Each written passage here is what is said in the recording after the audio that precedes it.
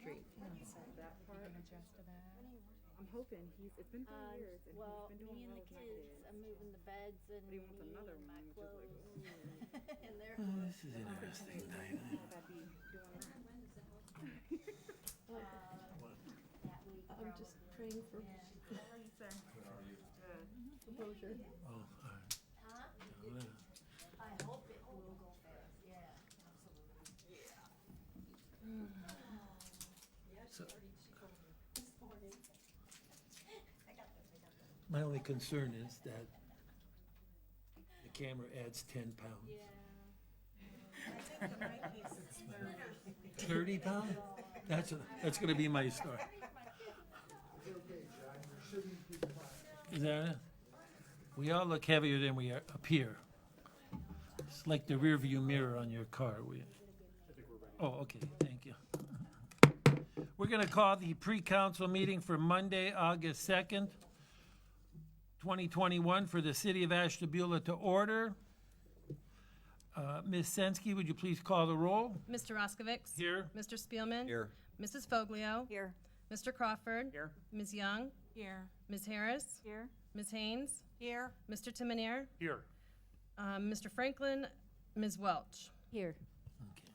And we don't need it, later on, we don't need a thing to excuse Mike, because he's a city official. Okay. All right, so we'll begin with our agenda tonight, which is, we have a light agenda in terms of legislation. But certainly we have a lot to talk about based on the events of last week, I imagine. And I know the manager has a lot of information for us that he will give us probably at regular council, because there'll be a bigger audience watching, and I'm sure more people will be interested in that. So if you look at the regular meeting review, I think our legislation deals with budget appropriations from last week, and that's the only one, and then the manager's add-on, is that it? I thought there was 3, but maybe just 2 then, okay. And we'll get to the manager's add-on in a minute.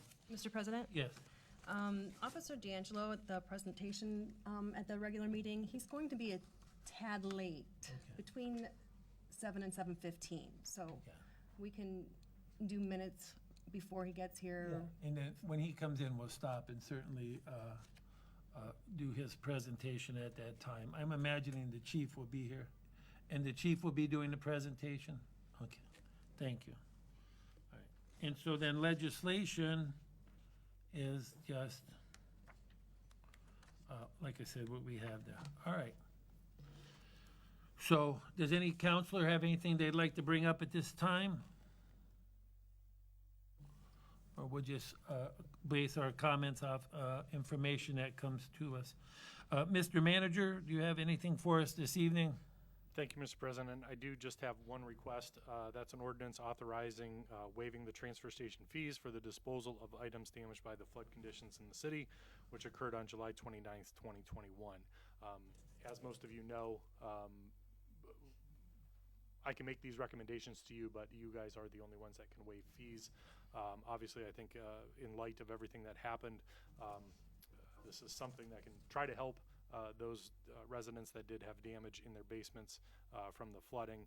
We did something similar to this in 2013, which I thought that event was a big event. This one, it was really unreal how much rain that we got. I'm kind of at a loss for words when it comes to that. So I can answer any questions you might have about the storm event. In a nutshell, we got anywhere between 4.5 to 6.5 to 7 inches in 90 minutes, depending on what area of the city that you were in. Far surpasses anything, even a brand new system, and how engineers design systems today. If many of you saw the email I sent you this morning, where I asked our engineers, if we were to build an entirely brand new system today, would that rain event been able to hold? And the answer to that was unequivocally no. You saw also in there some of the ODOT standards they use for on the freeways. which we know that that didn't hold either. Route 11 at Route 90 was shut down for quite some time when that area flooded with that much rain. So when the event started at 10:50 in the morning, we were normal averages down at our plant of 3.88 million gallons. About an hour later, we were at 10.75 million gallons, so that was at 11:50. And at the peak of the storm at 12:30, actually when it was tailoring off, we were at 21.66 million gallons at the plant. So that tells you what we were dealing with out in the system there. We had areas that had never flooded before. I know my street, which typically the street itself doesn't flood, I couldn't get down it. So that was something new that it just had an amazing amount of rain that we saw. Rivers in people's backyards and neighborhoods, we've never seen that before. So I wish I had better news on that. I wish I could say, yes, we know where the fixes are and everything would be fine. But one of the reasons I asked that question to our engineers was just that. You know, if this was a brand new mint condition, perfectly working system, would it be designed to handle a rain like that? And the answer is no. So I think obviously with what's happening to climate change and what's happening with storm events like this, that we're seeing these more frequently, those engineering standards are going to have to be looked at and changed, which ultimately means a lot more money for municipalities and states to correct infrastructure or to upgrade infrastructure. In addition, you probably saw a lot of the posts and the information that was, or the conversations that were had about all the debris that ended up in the river. And that was mostly because the banks got so high and because the flow was so high, literally ripping trees off the banks of the river, floating them down the river. And then as the winds and the current shifted during the day, it actually blocked the river, keeping some boaters out on the lake and preventing boaters from getting out Friday and Saturday for some of the day Saturday. As of this morning, it has dissipated, but there are still several logs and several items of debris collected among the banks in the river. We did call the Army Corps on Friday when, Friday, can't remember which day, when this was occurring. They're scheduled to come here tomorrow to help pick some of those bigger, large debris out of the river. So you may see them with a barge in the river tomorrow doing some work and doing some cleanup there. Again, like I said, I'm happy to answer any questions you might have. Mr. President, I have one question. In Ward 1, today was garbage day, and with the basements flooding last week, I had a couple calls with residents putting out extra garbage, which very nicely the sanitation department did take extra bags today. But I had one resident whose basement flooded, and he had a neighbor that helped him take his furniture to the transfer station today. Okay. And we haven't passed this ordinance yet. So he paid $32 for his basement stuff today. So is there... He shouldn't have, because I kind of already told them just if it's wet, start. But if that's the case, we'll exchange names and we'll take care of it tomorrow. Okay. Yeah, he said they were so busy down there. I said, did you mention it was for the flood? And I was going to tell him, because I knew that he had furniture, and once I saw this, I was going to tell him, tell them it's for your flooded basement, but he had already paid for it. If that's the case, just all right. We'll exchange after the meeting. Okay. Yes, thank you. Thank you. Is there a method that we can tell flood damage stuff as opposed to people taking advantage of our good nature? Yeah, that's what we're trying to prevent. So we do have a staff member that's out there looking at the stuff when it comes through, and if they can tell and we're collecting addresses as well. Okay. So yeah, all the we're going to save all that. We're still weighing in and out. That way, if there is, unfortunately, the last time this happened with the emergency management of Ohio for any kind of release of funds, you have to have 3 basement walls damaged or on the verge of collapse in order for anything to be reimbursed to a homeowner. And the last storm in 2013, when we submitted tens of thousands of dollars worth of damage, the state wanted to send us a check for $330 for a manhole lid. That was all that. And Ron Prestero was the the fire chief at that time, and did excellent reporting. We had damage at the water pollution plant back then when we were still using the screw pumps and everything before we went to the UV systems. We had lots of damage down there, tens of thousands of dollars worth of damage, and the state wanted to send us a manhole lid, which I think we declined at that time. So, so I doubt there will be any funds, but we can take care of the disposal at least, you know, now. Yeah. For those people that don't want to make a claim, call my office. We will submit a claim. Unfortunately, because of, you know, this being an act of God, and the amount of rain that came, I highly doubt the insurance. We are out of it once it's turned over to the insurance company, but I do doubt that they will be reimbursing anything for it. We will make those claims. And then if we can put it on the website, because, you know, there's no newspaper on Tuesday. And I know I had a couple of calls today too about that. And the one gentleman referred to that. The website said the station was closed, which it was last week for part of the week. But I told him it was open now, and I did tell him that we were going to, I anticipate that we'll be passing this tonight and to bring it this Yeah, week. well, I'll so. post it on our social media and put it on the website. Yeah, as and well. then this way, and then hopefully it'll get in Wednesday's paper and Sure. stuff. Plus, I'm sure word will get out. Okay, Mr. President, yes. I have a question for Mr. Timbonier.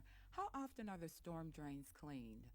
I had a resident ask me that, she said that she observed storm drains being cleaned on 43rd Street, but she's on West Avenue, and she lost like all her appliances, her washer, dryer, I believe she said her furnace, and her hot water tank. Yep. And she's a senior, so she's Yeah. saying that she No, and there's a lot of stories like that. You know, as far as the cleaning goes, you know, when we observe issues like that, we do try to get the sewer jet out there and clean those different things.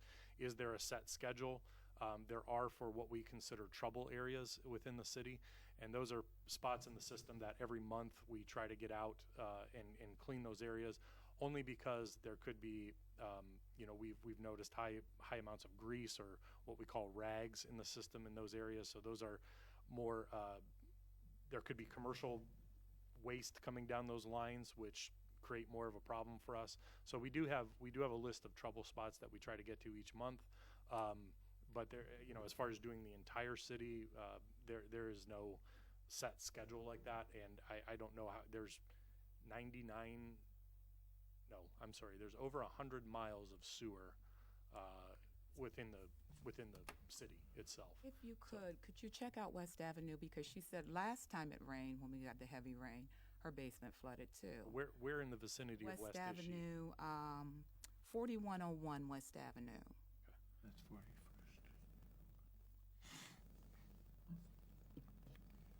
Okay, we'll take a look over there. Yeah. And I think to just reiterate what Mr. Timoneri says, this, you know, they refer to these as 100-year rains. And we, This was larger than that. yeah, larger than that, but we seem to be having them all the time now. And so this is something that we're gonna deal with, I think, until we get our climate back, or we start giving some attention to our climate. So, but, you know, we hear about these 100-year rains all the time now. And I know I had a relative in Pennsylvania 2 weeks ago. They got same thing, furnace, water heater, appliances, so all sitting on the curb. So, all right, thank you, Mr. Timoney, and we will deal with that ordinance tonight. Mr. Franklin is absent this evening, and Ms. Welch, do you have anything for the council this evening? Just the appropriation ordinance, and then we also got the first half of our local recovery funding, so. Do we need to accept that or something? No, Or you- I was or just you- letting you know we received it. Okay, you're just gonna tell us about it. Yes. So the first half of the, what's it called? Not CARES Act, that was last time. It's actually American Recovery, Okay. it's ARPA. ARPA, okay, yeah, first, so we're, Our fund is local fiscal recovery. yeah, so we're getting our first payment of that. And you'll let us know about that. Okay. And that's all I have.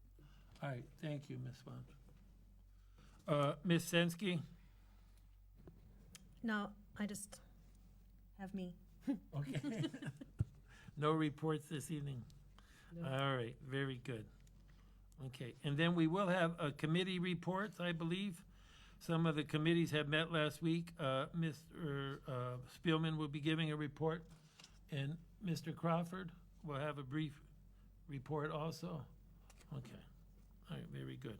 And then, I don't know if there's anything else council has on the agenda. Like I said, we have a pretty light agenda.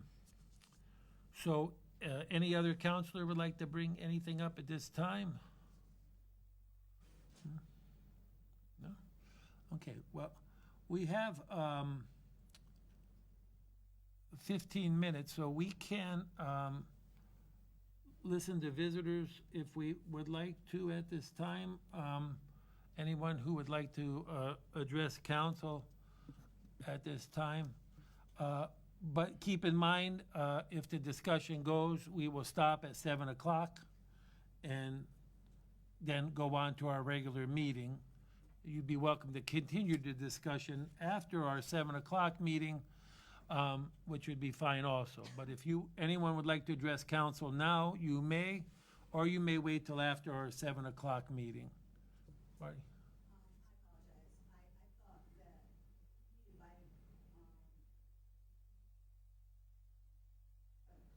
Okay, that's fine, and then we'll just wait, yeah. Okay, yeah, usually what we do is we turn off the mics and, we'll discuss or talk about non-council items, but I just wanted to I didn't know if anybody was in a hurry to leave or whatever, but we will wait. So seeing no one approaching the podium, we will just recess until 7 o'clock at this time, okay?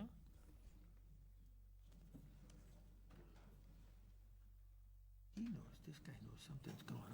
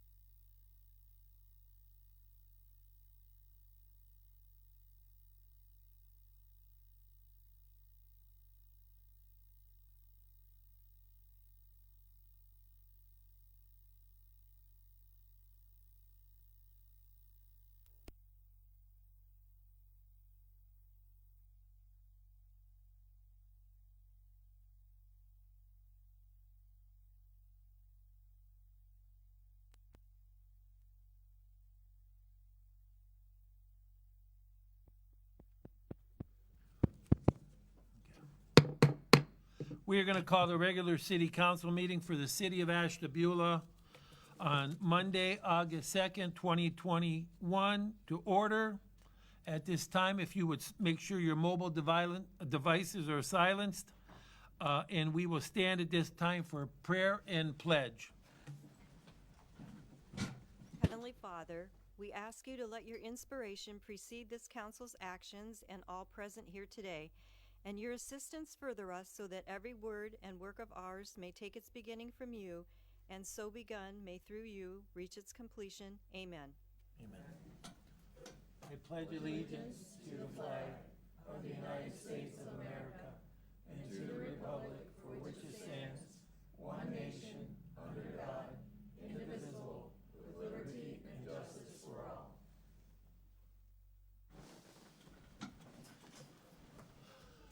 We'd like to welcome everyone to the meeting this evening. Thank you. And if you did notice, we asked if you are not vaccinated, please have a mask. Ms. Sensky, can you please call the roll? Ms. Young? Here. Ms. Harris? Here. Ms. Haynes? Here. Mrs. Foglio? Here. Mr. Crawford? Here. Mr. Spielman? Here. Mr. Roskovics? Here. Mr. Timonier? Here. Mr. Franklin? Ms. Welch? Here. Thank you. We have a quorum established this evening, and we have met the requirements of the Sunshine Law. We are going to begin our meeting with I guess no other way to say, but such a little joyous event. We're going to have a presentation to one of Ashtabula's, one of our most famous probably, and well-known, well-thought of citizens. So Chief Stell, I'll just turn it over to you.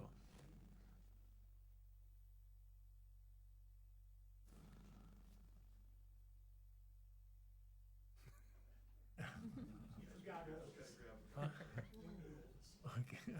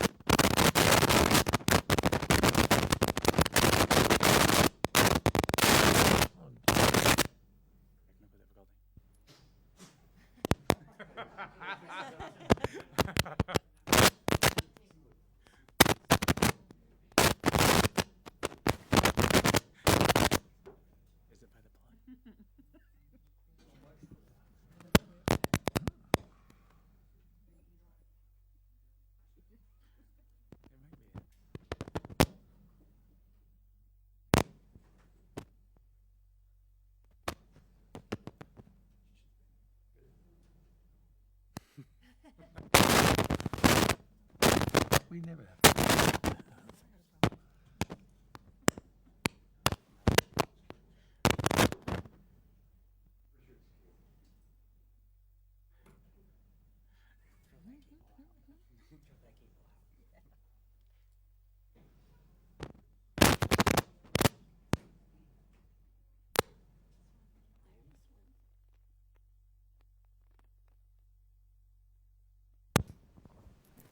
This is good? All right. There we are. Well done. So this is definitely my honor to offer this award. Just a little bit about Officer D'Angelo. When I started here back in 1995, Officer D'Angelo was a captain. And he was my boss. And yeah, he had to chew me out a couple of times. I can recall. So, and it was well deserved. So, but I thought we got along pretty good. So, and I was happy when he graciously accepted a position with us as our school resource officer for Kent State University. So he works at the university during the school year, and then during the summer months he comes out and works the road like all the other patrol officers do. And so we had a couple of really interesting incidents took place last week. And I'm going to read this to you here real quick. It says to Patrolman D'Angelo, While on patrol on July 22nd at approximately 12:45 p.m., you observed an unresponsive man lying on the sidewalk on Lake Avenue. You immediately exited your vehicle. You were able to ascertain this to be a medical emergency and initiated CPR until the emergency medical services arrived. Just 2 days later, shortly before noon on Saturday the 24th, you were dispatched to a report of a man partially hanging over the railing on the West Prospect Viaduct Bridge. Upon your arrival with several bystanders were nearby, the man was straddling the railing of the bridge and leaning outward as if he was planning to jump off the bridge. You calmly initiated a dialogue with the man to gain some level of trust, and when the opportunity presented itself, you quickly pulled the man to safety, likely saving his life. For these two acts, above and beyond the normal call of service, you are being awarded this commendation for meritorious service in the line of duty.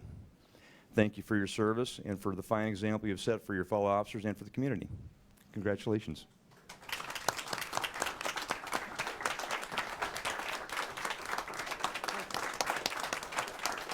This is yours.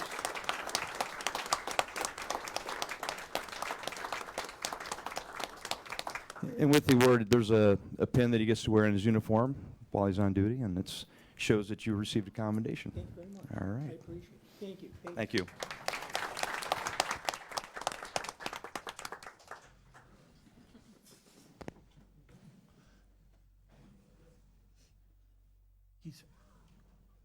Chief, would Officer D'Angelo like to talk to the crowd tonight or say anything? Would you like to say a few words? I just happened to be in the right place at the right time, and my training kicked in. I'm done.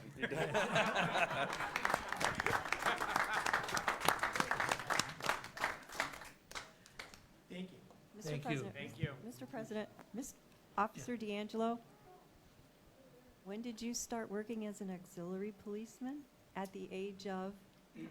No, I started as a police cadet in Cadet at the- 1972 when I was 17. 17. So I have a total of 49 years in. I know I look like I'm still in my fifth. Not bad for a 66-year-old. Thank you. Thank you. Thank you.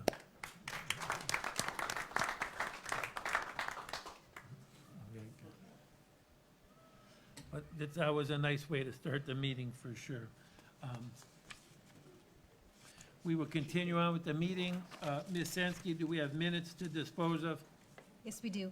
Ashtabula City Council met for a public hearing to present the City of Ashtabula 2022 tax budget on July 19th, 2021 at 6:03 p.m. in council chambers. Members present were Mr. Crawford, Ms. Young, Ms. Haynes, Mrs. Foglio, Mr. Spielman, and Mr. Roskovics. Officers present were Mr. Timonier, Mr. Franklin, Ms. Welch, and Mrs. Sensky.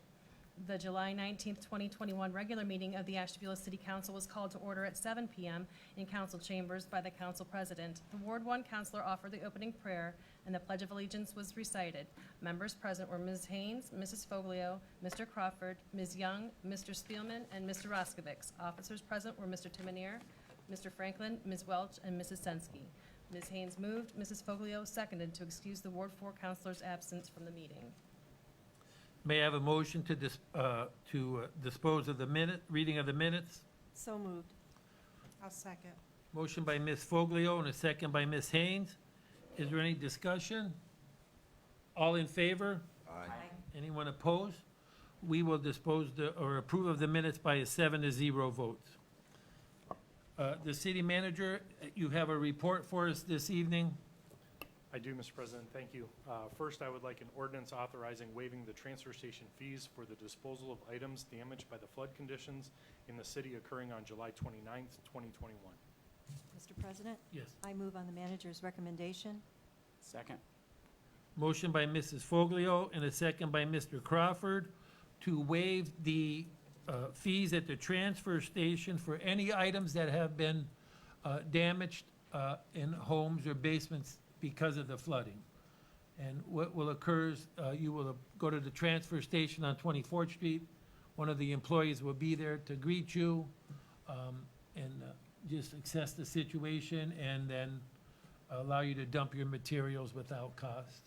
Mr. President, yeah, so we still want to keep track of the weights of all of this, so when the residents do arrive, they will go on the scale. Before you dump, if nobody is out there, just alert them that this is storm damage material, and somebody will assist you at that point. So we're just going to document the house that it came from, the name and everything that we need for documentation purposes, and then we'll take care of the rest. And Mr. Timonier, I know we mentioned in pre-council, maybe you could mention again, we had the amount of water that was flowing through, and this once in a great time, I don't want to say lifetime, but once, because we seem to be getting a lot of them, but this storm, so maybe you could Sure, share with us. I can go on to it now, or if you want to, I can do it after you pass the ordinance, or accept the ordinance, whichever Okay. way you'd rather do it. Okay, well, all right, we could vote then.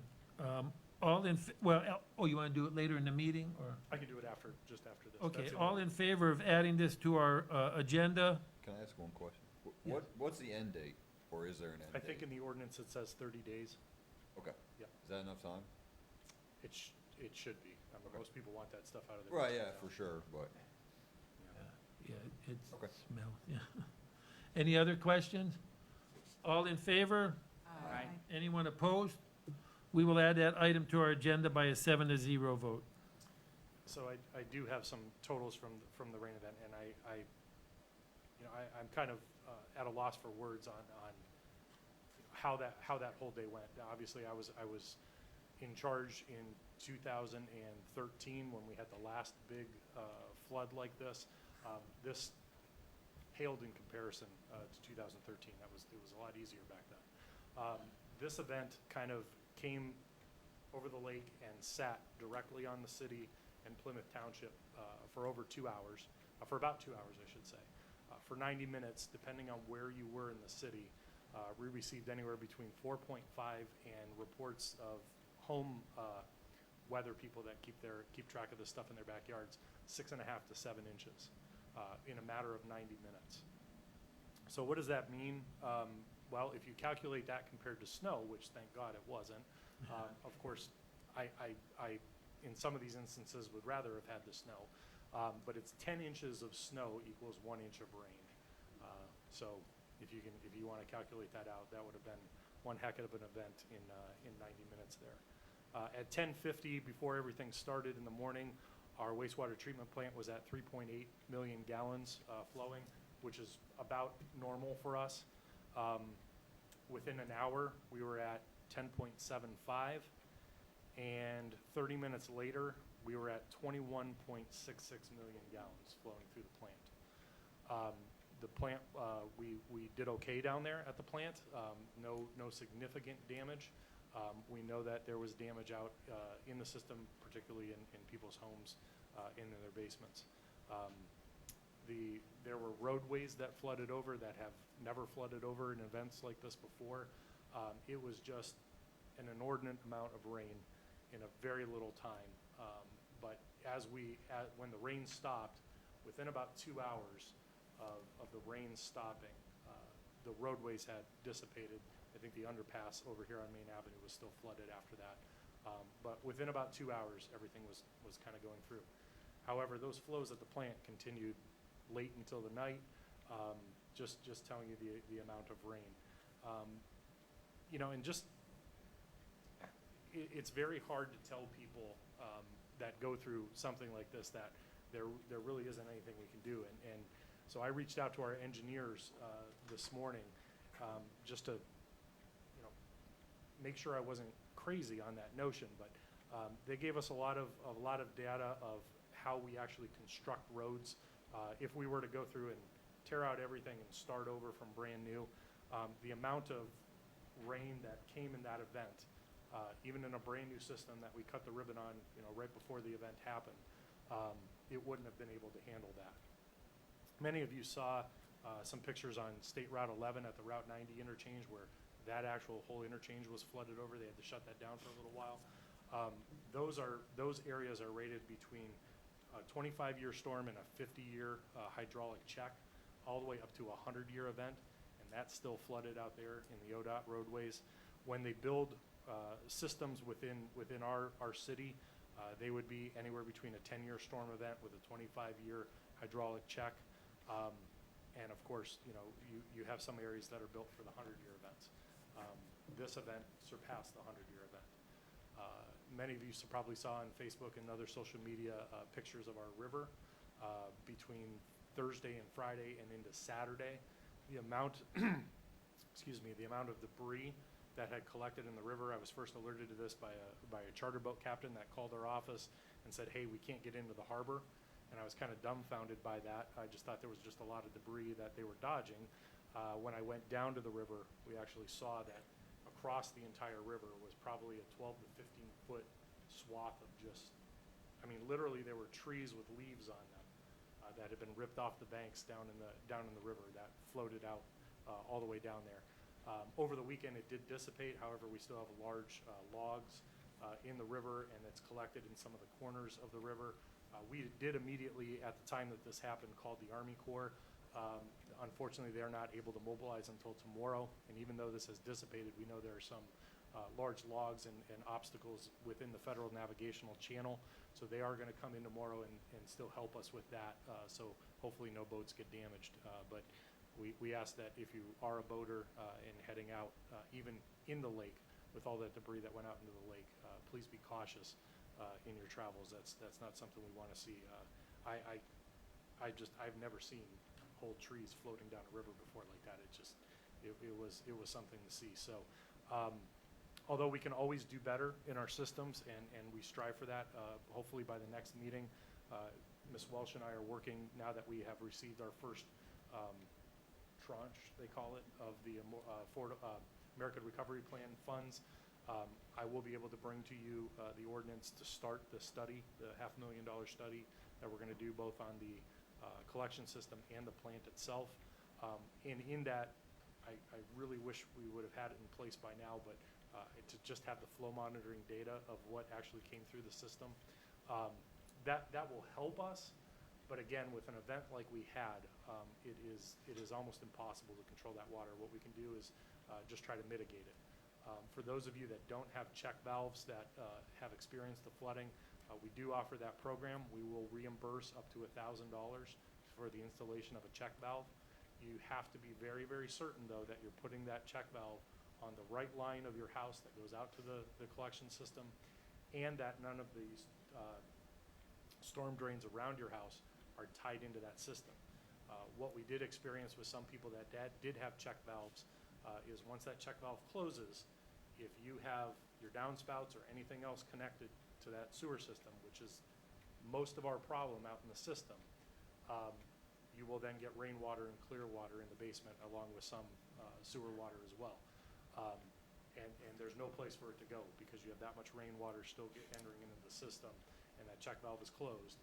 There's nowhere for it to go. So you're not getting sewer water, but you're still getting all the rainwater and whatever debris was in your line. So make sure you have a reputable person installing those, and we will come out and observe that as well if you need us to. But it is a reimbursement program up to $1,000. We will reimburse for that. So I encourage people to take advantage of that as well. And I'll answer any questions, Counselor, anybody has on that. No? Oh, I'll just say, as a counselor, and I'm sure many people here, I got many phone calls. Some were colorful, but I want to compliment the citizens. Most people were so understanding. They knew that this was an unusual circumstance, and most people were just really, I mean, we all went through We the were all same thing just together. shocked by it. Yeah, I think so. Yeah, it was. That's a good word, shock, yeah. And some of the calls I couldn't take because I was in the basement paddling or whatever else too. But the citizens, we appreciate you understanding, because like Mr. Timonier says, there was nothing that could have been done about this. Anybody else? Just a quick, who would you recommend folks talk to, because water heaters and furnaces are extraordinarily expensive? And like, the twice I've replaced mine, I've been fortunate that I can afford it, but like, I mean, not everybody can put a new water heater. What can these people do? I mean, you gotta have hot water, you No, gotta have heat. yeah, absolutely, and they can call our offices, and we will absolutely try to make a claim on this. Unfortunately, just knowing how this works. I've done that, they're not gonna get the claim, so what else can they do? I mean, So that's if- not realistic to think. Yeah, there are other options, planning community development, there is some assistance out there that we can try to Okay. provide, for people. That number is 992-7118. There are some income qualifications you have to have. Most of the time, it is covered by homeowners insurance up to a certain point. We do understand there's a deductible, involved in that as well. But yeah, like I said, it's hard for us to talk to people and just say, I mean, when that storm is going on, it's not like there's a valve we can go just open up and everything is fine. The pipes are only so big, and it was designed in a day, when you had very little of these things happen. But as Mr. Roscoe said, it seems to be happening more and more, and these design standards that we were given today, those are things that the state and the federal government are going to have to look at now, and I think those are going to have to start increasing. I really do. Anybody? So folks can call your office and you hopefully Yeah, can so as point far them as the in right claims direction. go, if somebody is adamant about making a claim, yes, call our office. We will take all the information. We'll submit those claims, and the insurance. Once we submit the claim, our hands are off of it. The insurance company takes care of all that from there. If somebody is looking at hot water tanks and different things like that, and maybe doesn't have homeowners insurance, they can call Planning and Community Development. We can see if they qualify for any assistance Okay. that we have. Thanks. Mr. President? Yes. I don't want to give any wrong information, but I know years ago there were programs at Community Action too for some people and certain qualifications that maybe use appliances and different things could be replaced or updated or whatever. I don't want to give wrong information, but maybe just calling 211 might be an option if all other options. And we're in communication with them to find out Okay. which federal, state, or local program we can fit people into. Perfect. Okay. Thank you. Any other counselors? Anything else tonight, Mr. Timoney? No? That's all I have for now. Yeah. Thank you, Mr. Timoney. Mr. Franklin is not with us this evening. Ms. Welch? Thank you, Mr. President. As the city manager mentioned, we did get the first tranche of our American Rescue Plan. That amount totaled $943,649.92. So the manager and I will be getting together to see how we want to present and allocate this money. Secondly, I'm officially requesting an ordinance to make supplemental increases and/or decreases to appropriations in the general police levy, public health nursing, paving levy, law enforcement trust, sanitation, local fiscal recovery, permanent improvement, water pollution, and water pollution capital funds for the current expenses and other expenditures of the city of Ashtabula, state of Ohio, for the period of January 1 through December 31st, 2021. You're requesting a motion? I'm formally requesting, yes. Mr. President? Yeah. Is that Exhibit A is on Yes. page? Okay. Mr. President, I move on the Finance Director's recommendation. Motion by Ms. Foglio, I second. second by Ms. Young. Thank you. Any discussion? This is not on the ordinance, but on the American Rescue Plan, is that the payment one of three or one of two? One of two. Two, okay. And I think we mentioned last week, it's, I don't say a lot less, but substantially less than what we were anticipating once the state got involved. Correct. We went from 3.5 million to 1.9 million. Communities that were over 50,000 residents, they were direct paid from the federal treasury. Those of us that were under that, it flowed through the state, and then there was an additional disbursement to townships, which instead of taking it out of the whole, they just took out of us. Yeah. And that's so unfortunate, yes. So we did lose over $1 million on that, but we will be grateful for this, I guess. Any other discussion? All in favor? Aye. Anyone opposed? We will add that item to our agenda by a 7-0 vote. And that's all I have for this evening, Mr. President. Thank you. Ms. Welch, Ms. Sensky, do you have anything for us? No, sir. Thank you, Ms. Sensky.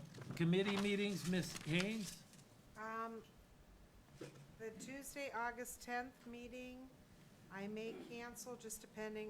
Right now, I don't have anything planned for that, so we may cancel that unless there's something pressing from Mr. Timonier. Thank you. Ms. Foglio? Our next meeting is Friday, hold on here, Friday, August 20th at 8:30 a.m. here in council chambers.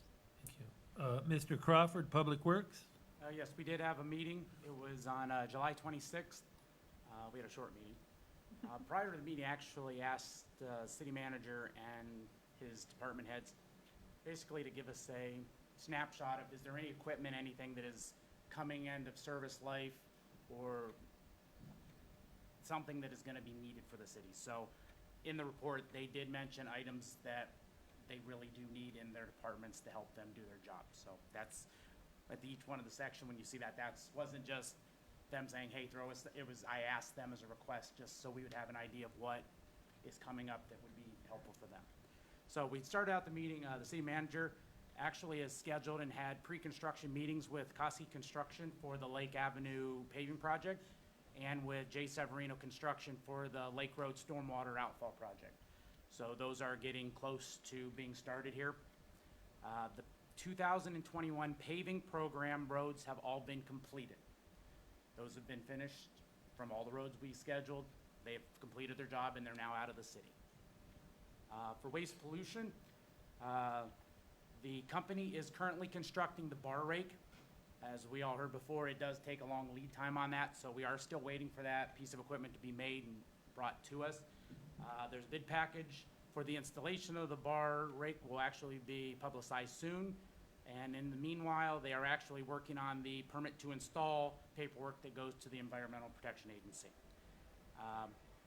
With them, with their idea of things they actually will need, everyone approved the truck for them.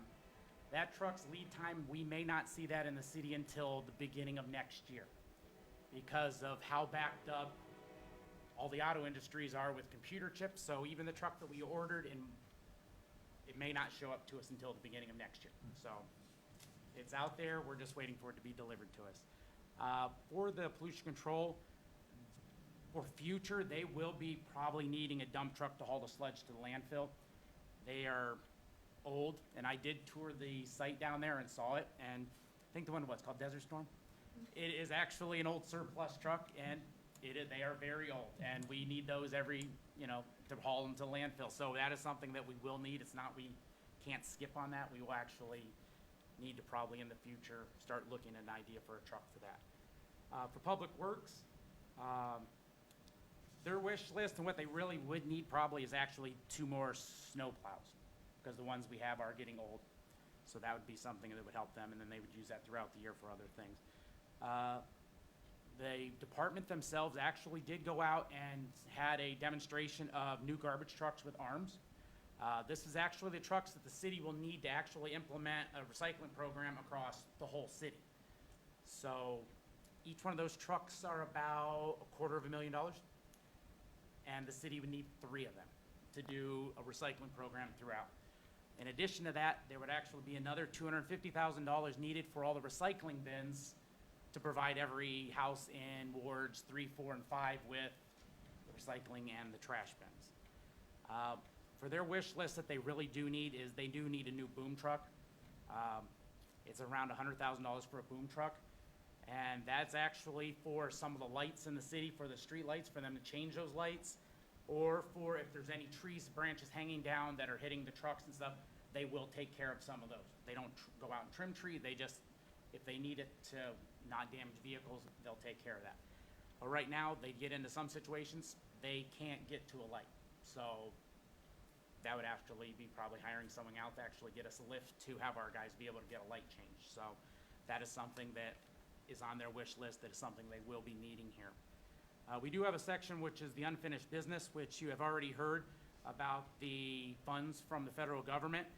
At the time of this meeting, it was still undetermined on when that money was gonna come, how it was gonna, So that's Ms. Welch and Mr. Timonier are gonna work on that, to work on the waste treatment, capital improvement plan, condition assessment study, and wastewater rate analysis, which we've approved, but they need to see how they could actually pay for it, and that is $500,000 to have that study done, so we can see where we're at and fix what we know what we need to fix and get it in order.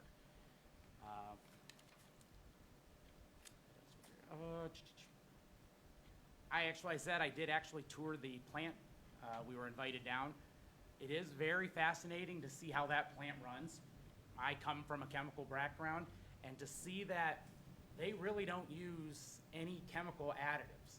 That is all natural process of how that system works. They do have one chemical, and then the UV at the end that actually kills the bacteria, which was really cool, that you don't use chlorine, so you don't take that risk. And it was actually a fascinating plant to go see that, you see how old it was and you see how things were built back then. And I never knew there was tunnels down there. So that was kind of interesting to walk through the tunnels that were actually down there.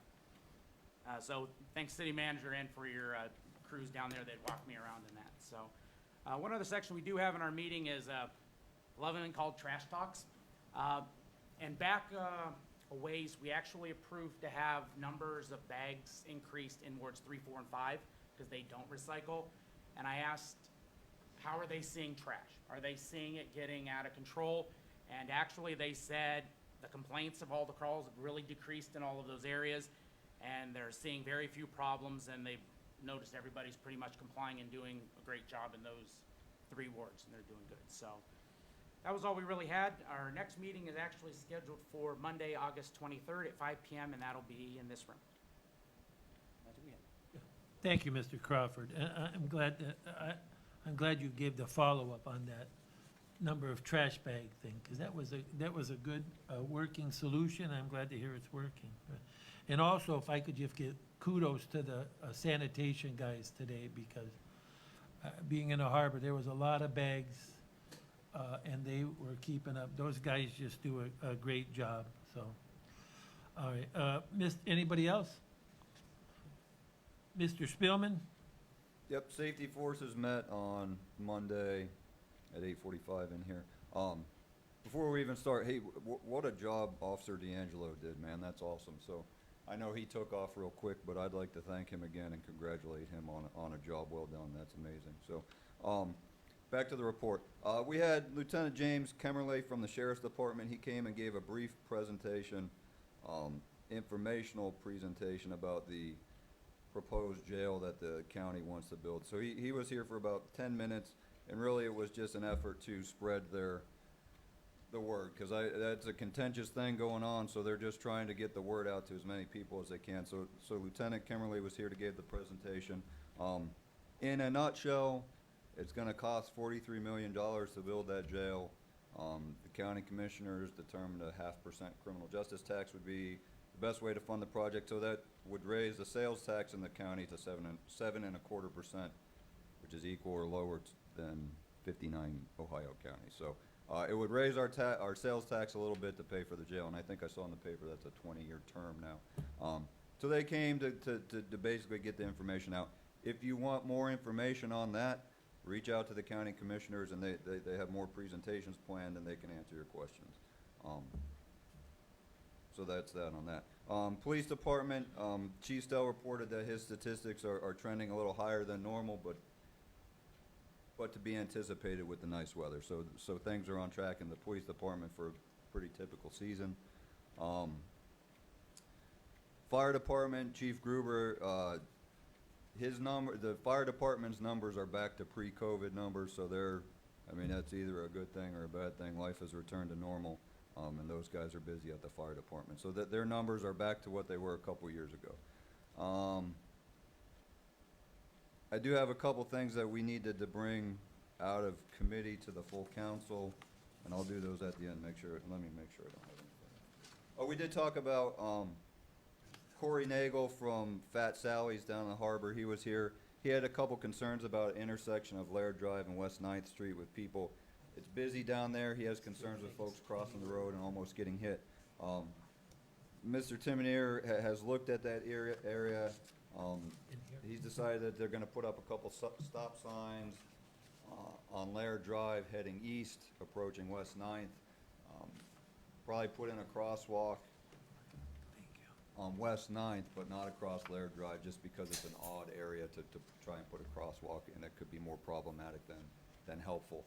So we'll get the stop signs and the crosswalk down there, and Corey's gonna let us know if that seems to be helpful. If not, we'll try something else. I would encourage folks to be patient and watch out for pedestrians. And then also, if you're crossing a road on foot, you're smaller than a car, so watch what you're doing too. So there's responsibility both ways. So the stuff that needs to come out of committee, I'd like to make a motion to revise codified ordinance chapter 5521.14, recreational equipment in the right of way. Basically, that's the police department being able to tell folks that they need to get basketball hoops or soccer goals or any sort of sporting equipment out of the road, just so it's not in the way of vehicles. So I would like to make that motion to revise that codified ordinance. Second. Motion by Mr. Spielman and a second by Ms. Foglio. And that, council, that is on the back of your calendar. If you, It's in the pre-agenda, and then it's also on page 34 of the regular meeting Okay. agenda. 34? Right, you could see the strike-throughs where Yeah. Chief Stowe would like the language changed. Uh, So mo- basically, it's giving them, the police department, the authority to verbally tell people to move their stuff. And then if they don't move it, then they Yeah, can take there it action. is. It basically makes it easier for them to enforce that. Right. Okay, thank you. So we have a motion and a second. Any discussion? All in favor? Aye. Anyone opposed? We will add that by a 7-0 vote. All right, I would also like a motion to designate, Petros Drive, the entire length of the east side of Petros Drive as no parking. And that's right down there by Harbor Perk. It's already there's no parking signs there right now, but it's, I guess, not officially on the record. So we would like to change that. Did you make a motion or did you? I'll do it again. I'd like to make a motion, I'm gonna move to, designate Petros Drive, the east side, as no parking. Second. A second by Ms. Foglio. Any discussion? All in favor? Aye. Anyone opposed? We will add it by a 7-0 vote. And the last one, I'd like to make a motion to make the west side of Washington Avenue between Bunker Hill and West 58th no parking. Second. Motion by Mr. Spielman, a second by Mrs. Foglio. Discussion? All in favor? Wait, can I ask Oh, one quick question? Yes. So the studies were done on that? Yes, Okay. That's all I know. Yeah, the police chief spoke. yeah, to yeah, everybody. the studies were complete, and this is Chief Stell's recommendation to Okay. the committee. Mr. President, just to clarify, the study was done on Washington. We did not do one on Petros. That's more of a safety issue. And between our emergency services, we just can't have people park on both sides of the road there. So Right. we're skipping that step because it's coming from the city and not a citizen request. Any other questions? All in favor? Aye. Anyone opposed? We will do so by a 7-0 vote. Is there anything else, Mr. Spielman? Nope, we're scheduled to meet Monday, August 23rd at 8:45, and that's it. Yeah, thank you very much. I appreciate that. All right, our legislative agenda this evening, we have, Ms. Sensky, correct me if I'm wrong, we have 2 items, supplemental budget appropriations, and we have waiving of the transfer fee station. Anything else? Anyone in the audience who would like to comment on either one of those 2 items only? If you'd like to comment on the budget appropriations or waiving the transfer fees? All right, seeing no one, we will continue on. Is it council's desire to handle those in the consent agenda format? So moved. Second. Motion by Ms. Foglio, second by Ms. Haynes. All in favor? Aye. Aye. Anyone opposed? We will do so by a 7-0 vote. Ms. Sensky, will you read those items? Ordinance number 2021-78, an ordinance to make supplemental increases and/or decreases to appropriations in the general, police levy, public health, nursing, paving levy, law enforcement trust, sanitation, local fiscal recovery, permanent improvement, water pollution, and water pollution capital funds for current expenses and other expenditures of the City of Ashtabula, State of Ohio, for the period January 1 through December 31st, 2021. An ordinance number 2021-79, an ordinance authorizing waiving transfer station fees for the disposal of items damaged by flood conditions in the city occurring on July 29th, 2021. Can I have a motion to waive the reading of the entire legislation? So moved. Second. Motion by Ms. Foglio, second by Mr. Crawford. Any discussion on waiving that? All in favor? Aye. Anyone opposed? We will waive the reading by a 7-0 vote. May I have a motion on waiving the charter requirements of 2 readings? So moved. Second. Who was that? Ms. Harris. Motion by Ms. Foglio, a second by Ms. Harris. Any discussion? Ms. Sensky, will you please call the roll? Ms. Young? Yes. Ms. Harris? Yes. Ms. Haynes? Yes. Mrs. Foglio? Yes. Mr. Crawford? Yes. Mr. Spielman? Yes. Mr. Roskovics? Yes, we will waive the charter requirements by a 7-0 vote. On passage, please. Ms. Young? Yes. Ms. Harris? Yes. Ms. Haynes? Yes. Mrs. Foglio? Yes. Mr. Crawford? Yes. Mr. Spielman? Yes. Mr. Roskovics? And so those 2 items of legislation have passed by a 7-0 vote. Is there anything else? Ms. Sensky? No. And I see no unfinished business. Do any counselors have any new business matters? Not, okay. And before we have, tell us something we don't know, we have a visitor from the Lift Bridge Association who would like to address council this evening. Mr. Khalil, would you like to approach the podium?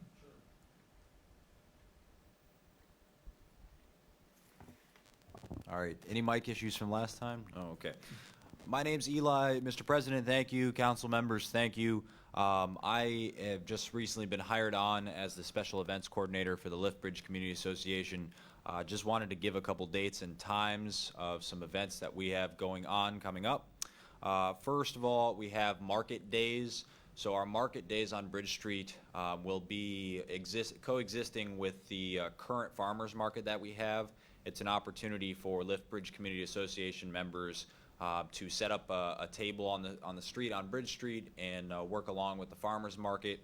They can sell or give out whatever they're choosing to do. We are trying to stay away from political candidates handing out literature, but besides that, if you're selling lamps, if you're selling anything that you've made, creations, we'd welcome you to do that.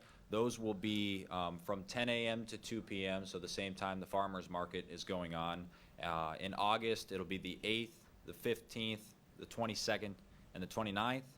In September, there'll be the 5th, the 12th, the 19th, and the 26th, and October 3rd, so those are all Sundays.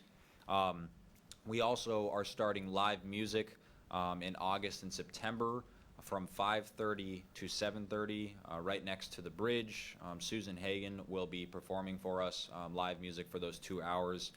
Those dates are August 7th, so this upcoming Saturday, and August 21st, as well as September 4th. Those are all Saturdays. I also wanted to let you guys know that we do have cleanup days going on Bridge Street.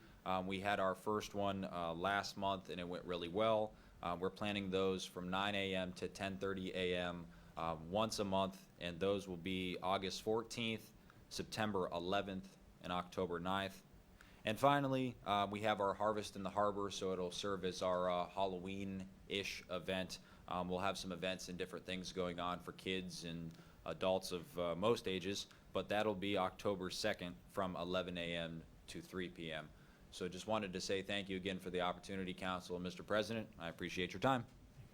Will Ms. Hagan be down by the park next to the river? Yes. On that Yep, platform? she'll be right there, right in that pavilion where some other events are held. So she'll be there. Come along, bring a blanket, bring a chair, and enjoy some music and, check out the shops too. Okay, thank you very much. Yeah, and she's enjoyable to listen to, so. Thank we'll you all. do that. Thank you. Mr. President, Yes. Mr. Khalil, I actually ran into a couple of people that are from out of town, and they were on Bridge Street, and they said they enjoyed the restaurants, and that's what they were there for.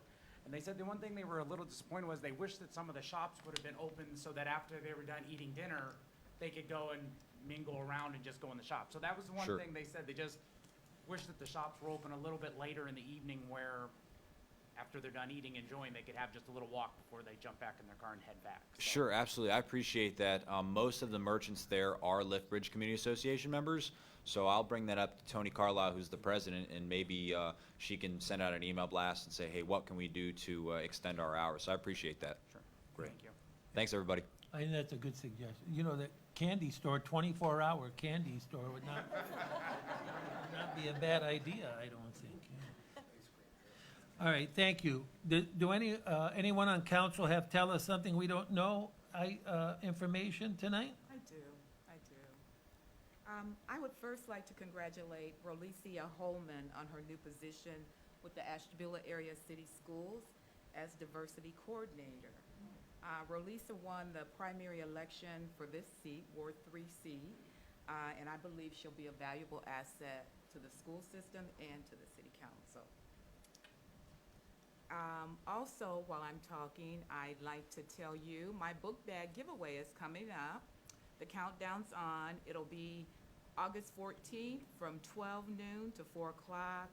Please come out. If you know anybody that needs school supplies and a book bag and want to just come out and have fun, it's at People's Missionary Baptist Church parking lot, 3837 West Avenue, Ashtabula, Ohio. We'll also have the City Health Department there administering COVID shots for ages 12 and up. And anybody that have distribution boxes, please give me a call. I'd like to pick those up on August 6th. But if you think you can collect more items, I will wait until August 10th. And I thank you kindly for all your help and support. Thank you, Ms. Young. That's very good. Anybody else have anything for tell us something we don't know? Mr. President? Yes. I do. So, the painting of the crosswalks downtown, we've had 2 rain out dates, but it's not going to rain this coming Sunday. So you want to come down 9 to 1 and help paint the sidewalks. It'll be fun. 9 to 1 on Sunday. Okay, very good. Anybody else? All right, this is the time council would like to hear from members of the public, and we have several with us this evening. You are welcome to approach the podium, address your concerns to council. Just if you would share with us your name, and limit your remarks to 5 minutes. If you go up past 5 minutes, I will ask you to abbreviate your remarks, and then, once everybody talks, if you'd like to come back again, that would be okay, but we want to give everybody a chance to talk. So if anyone who would like to address council tonight, please approach the podium and give your name so that we could have it for our minutes.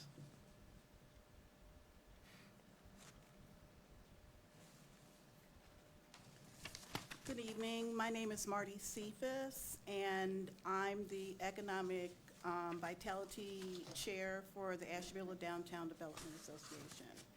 And I'm here tonight because we have a public issue that we've tried to address many times, but it's affecting our downtown community. And I actually spoke with the administrator from Christian Faith Academy. She was at wit's end, and I didn't know how to direct her. I told her that I knew Jane Haynes had recently had a homeless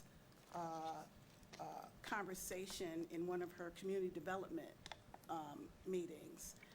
And we too had what we called a homeless resolve meeting at the library.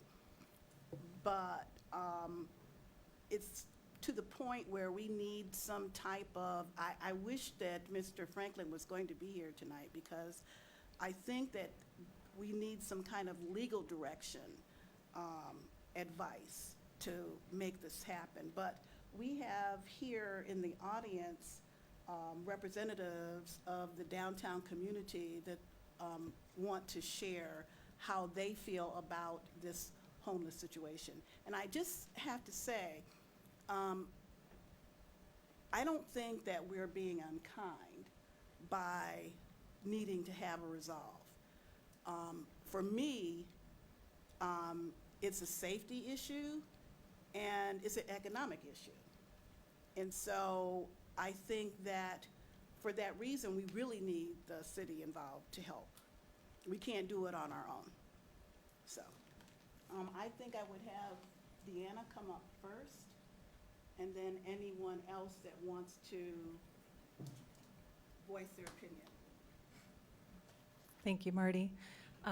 My name's Deanna Cole. I'm the administrator of Christian Faith Academy, and we've been in the city for 13 years, and we have utilized North Park for our students throughout the years. We've done, we've used it for gymnasium, not gymnasium, but for gym, and just to enjoy it like the public should be able to enjoy it. And now over the last half of this year, it's just become a safety issue. I won't let my staff and students go over there anymore because of the homeless that are over there. And so I guess just I want to lay the groundwork in regards to, I know I've talked to a couple council members throughout the months, but I know there's been a garbage issue of the garbage overflowing and coming over into onto our property. I know that when it rains, they hang their blankets and items over the gazebo. They've hung them over our fence, and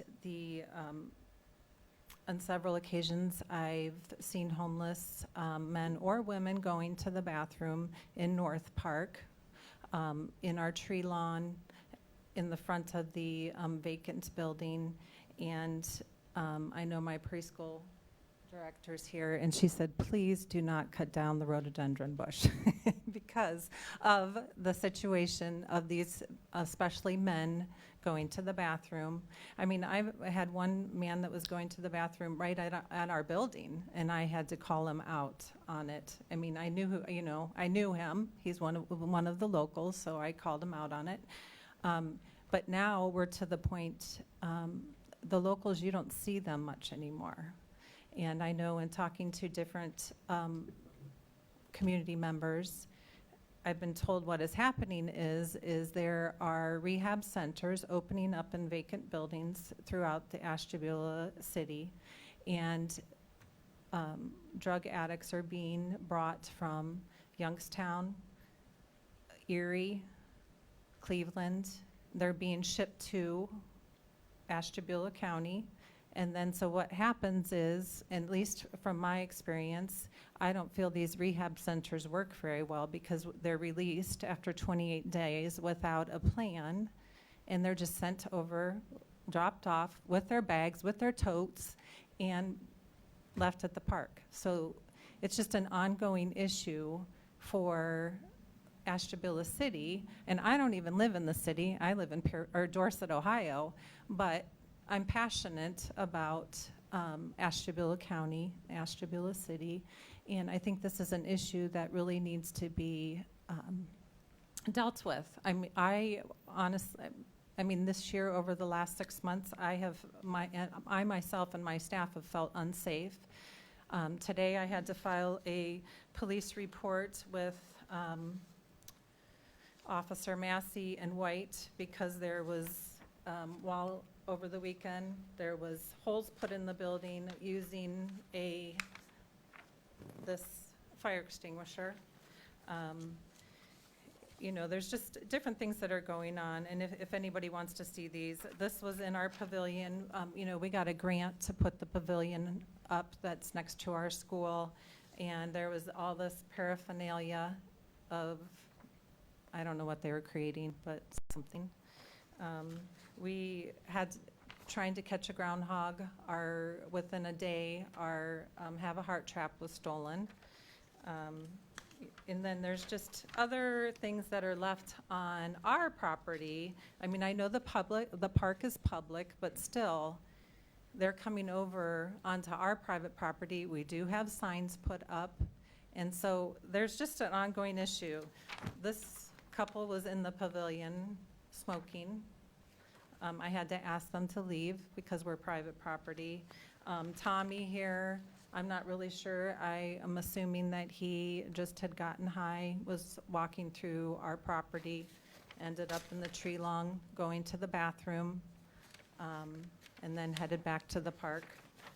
So there's just ongoing issues that I'm an administrator. I'm sure you all have children here, and even though my students are not my children, Mama Bear is going to come out if something happens. And it's only a matter of time. You know, it's not if, it's when. And so I feel that some issue, and I'm sure there's many more community members that would like to talk, but there's something that needs to happen. I know at different times throughout the year, I've reached out to Jim, and we've had a meeting with Chief Stell, and so, but it's time. It's time to, I don't know, you know, there's been a lot of compassion towards these people, and I guess we need to come up with a solution. And so that's my plea, and somebody else can have the floor.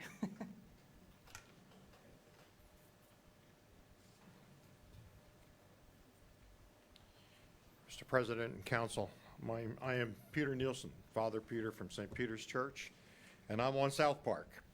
And I can empathize with everything that you've just been told and more. St. Peter's Church it runs the whole side of South Park, and it's become the local bathroom.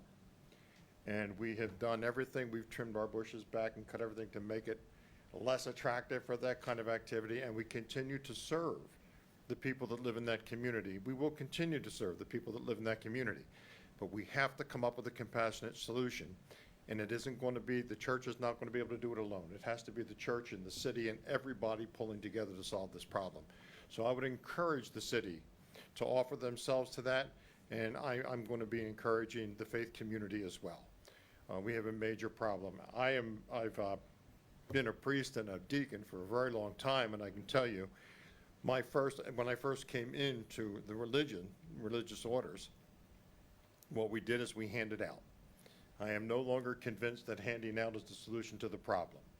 Handing up is the solution to the problem. So I would offer myself, and I would ask for help along the way to design what is necessary for that hand up to change this situation in Asthabula City. I can tell you right now, St. Peter's Church is in a position now where many people won't come. And they're very open about saying why. They will not come near South Park.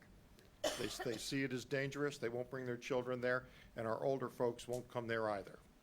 And so I can say this with genuine concern. I think St. Peter's Church is probably, along with all the cultural pressures that really the church faces now, this added burden is going to put us in a position where I'm not sure how long we're going to last.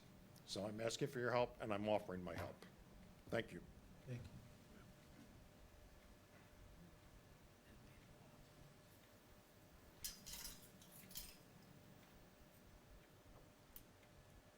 I'm Pete Bean. I live on 57th Street in the city, and I'm a member at St. Peter's and president of the My Neighborhood Collaborative. And I think it's absolutely essential that we put as much work into rehabilitation of the people in the neighborhood as we do to Castle Block, the Carlisle Building, Bridge Street in the harbor. If we can set up a multi-organizational forum to work on a homeless shelter that combines education and job training as part of the homeless program, then we have something. If we rehabilitate buildings and parks and all that kind of thing, that's nice.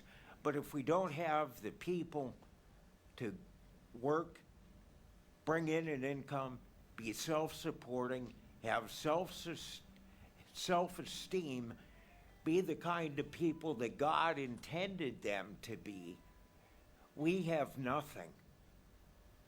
So I would urge a multi-corporation, multi-organizational approach to seek out grants, seek out a building where we can do this, enlist the help of Signature Health, Square One, to evaluate these people to see where they're at educationally, vocationally, so that we can do something to, if not wipe out this problem, at least mitigate it as much as possible, so that these people are productive citizens, feeling good about themselves and what they do. You know, of course, barring mental illness and that kind of thing. We need to be about rehabilitating the people. Thank you. Thank you.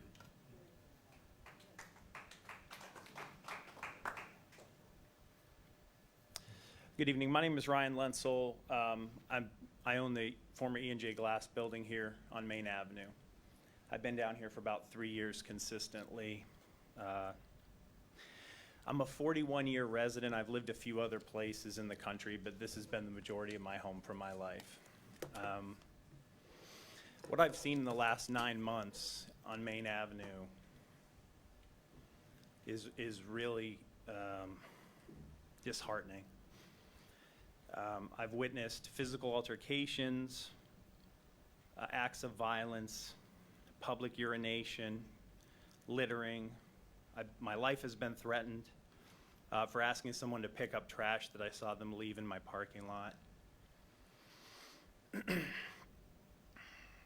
I have a 7-year-old daughter that I'm raising in this community, and people ask me why I'm here, because I've lived some other places. I grew up here, and I do believe in this city. That's why I'm here. That's why I have a business here. That's why I continue to rehabilitate properties.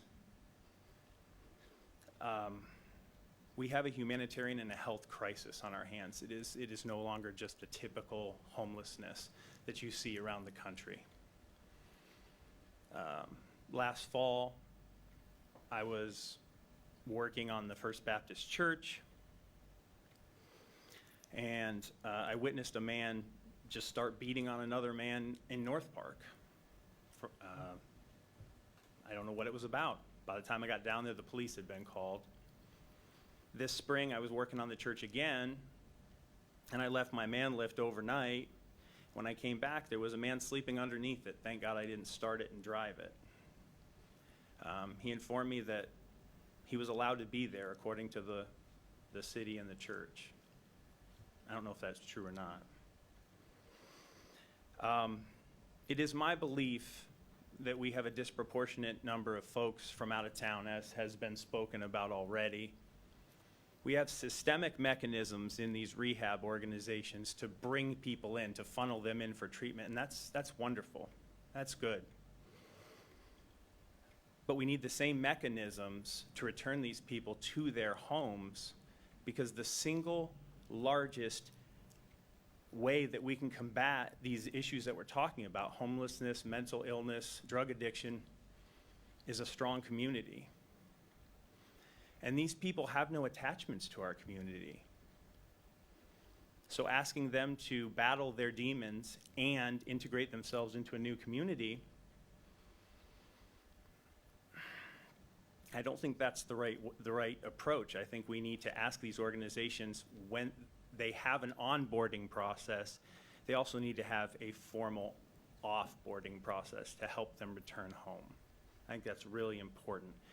There is nothing compassionate about helping people for 30 days and then dumping them in a community that they have no ties and no safety net. Thank you. Thank you.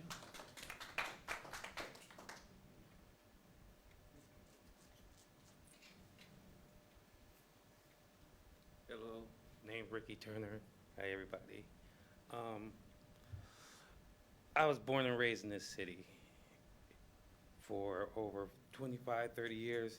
Probably never did anything good in this city. But then I went to the park, and besides like my own family, I seen the people at the park.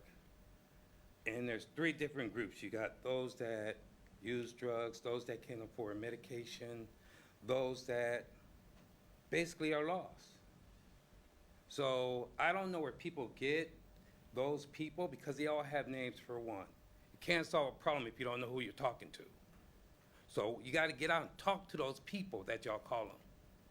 They're not all bad. All right? The city, as far as the city goes, this didn't start 9 months ago. This didn't start 10 months ago. This has been going on. I listened to the golf problem and the water coming up.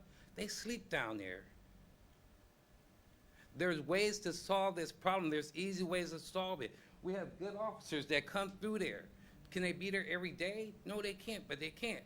I mean, they do come through. If we got an officer to walk through and get to know the people, you know, that'll take away some of the problem, because some of the problem isn't Asthabula at all. It's people coming from their homes, not from out of town, not from drug facilities. They're coming from their homes because they don't want to get their homes in trouble. So they leave their homes, they come to the park, they drug deal at the park, and then you know what? The people up there that have nowhere to go, they're stuck holding the bag. I am there every morning at 9 o'clock. We feed people. We didn't pick the park. It's kind of like the park picked us. What happened is that's where they all were. They was there because they got to go to Signature Health. Mondays and Thursdays, they got to go to Catholic Charities because some of them get their checks. Some go to the library because, you know what, that's the only place that they can get in touch to their doctor or whatnot for for Wi-Fi.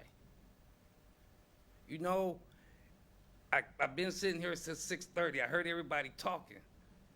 And what I don't hear is everybody reverting to the Bible. You know, we're always going to have the poor. I think as a council members, people that care, you should learn how to take care of the poor.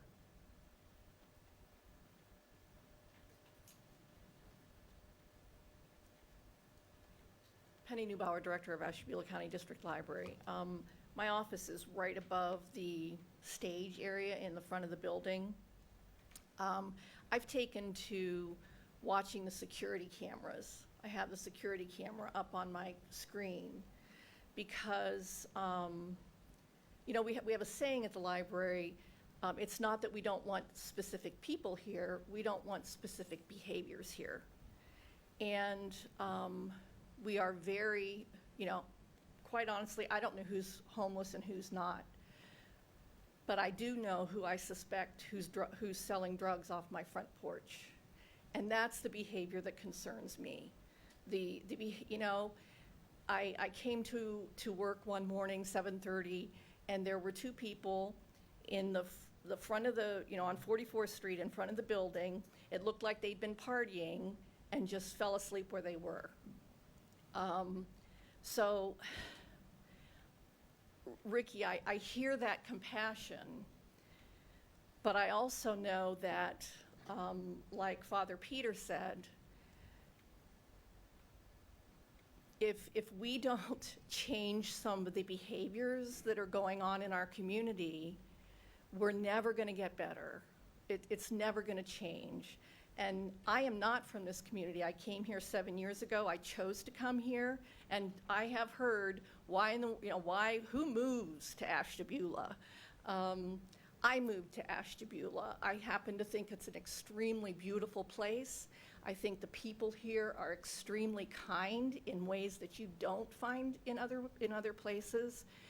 And until this year, I never would have stood up to speak about what was going on in my building or around my building because I thought there were answers. Within the last 3 weeks, I found a microwave on my property that I threw away.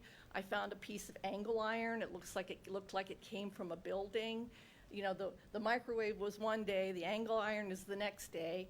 There's a car sitting in my parking lot with Lake County license and all kinds of traffic going back and forth. I often turn my phone on and look at the cameras on the weekends when we're not there. And Sunday afternoons, inevitably, I watch a gentleman come up, the guy that's waiting on the front porch hands him something about a brick about this size. I have no idea what it is. The cameras don't pick it up. It's not like I can call the police because, you know, the cameras aren't picking it up. I live 15 minutes away. I can't come in and scare them away. But my profession is to have compassion. My profession is to provide people with services and to try to help them get to where they want to be. The people that are hanging out on the front of my building don't want to come in. They've been invited in. And lastly, I've taken to checking my car every day before I leave to see if someone has damaged it, because I have so often gone out front and said, please don't smoke here. Please don't play your music so loud here. Please don't, please don't, please don't. So I don't think any of us here are lacking in compassion. We're lacking in tools, wisdom, direction. There's a problem. There's a problem, and we need help. We need help.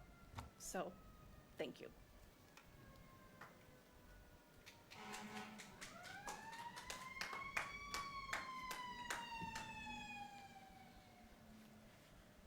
My name is Reverend Joseph P. Woods, Jr. I'm the senior pastor at First Baptist Church. We're right across the street from the problem. But I don't want to call it a problem so much as it is a situation that does need help. We have noticed we're seeing a lot of new faces coming through the park. Many of them do not have the best intentions. Rick, myself, and Dean and I, we met with Mr. Timoneer and with the police department and asked, can we get a greater police presence in that area? I'll be honest with you, I've been very frustrated with the service we have had. Just within the last 6 weeks, we've called the police 3 times. Twice they came by, talked to the people, and let them go. One which damaged a vehicle. And we were told, well, if we take them in, they will be released within hours. We have no place to put them. They'll just get a court date.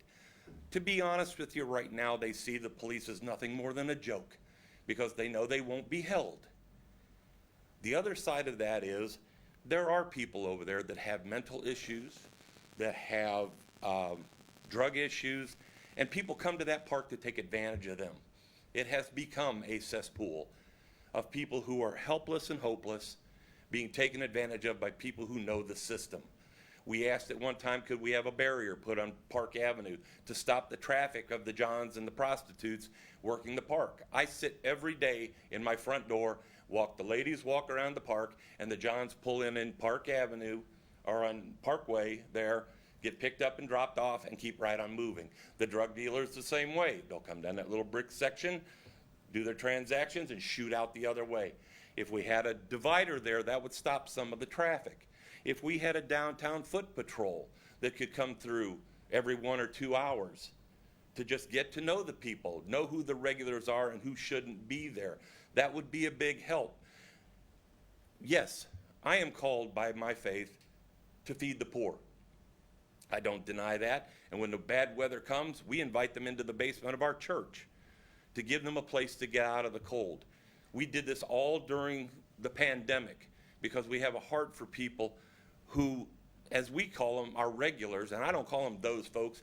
They're still creations of God, still endowed with the same rights as everybody else sitting in this room. but they get treated different because of the situation they find themselves in. They come downtown because that's where their services are. They come downtown because they can use the restroom at the library, because they don't necessarily want to use the bushes, but there's no other place for them to go. We could send them down into the Gulf and hide them if that would help. But it doesn't take care of the problem. We seem to argue constantly over the Band-Aids, but never get to the root issues of why we have this problem. Now, I know that my church donated that property at one time to become a public park. And it's still written into that it needs to remain a public park. But the issue becomes is, who has the right to run them out of there? If we don't take care of the situation that they find themselves in and try to help them to better themselves, which we try to do, it's not going to get any better. You're just chasing them from one neighborhood to the next, and at some point, everybody ends up frustrated and nothing gets done. My hope is, by having this meeting tonight, we can get a group of people who will rationally sit down and say, what is the best use of the resources we have in this town to try to address some of the systemic problems that have put these people on the street in the first place? We talk about them hanging their wet clothing over the side. If that's the only outfit you've got for the day and it's soaking wet, or the blanket that you've got is soaking wet, where are you supposed to take it and dry it? Where are you supposed to go for the basic services that most of us just take for granted? But for them, it's a day-to-day survival. And I do know these people by name, and they respect me for taking the time to ask them. And I'll tell you how bad the situation is. When I first came to Asthabula 2 years ago, I had a young man that was sitting there just eating a donut.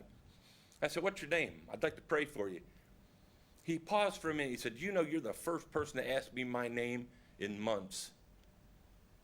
Because nobody sees them as people anymore. They see them as problems.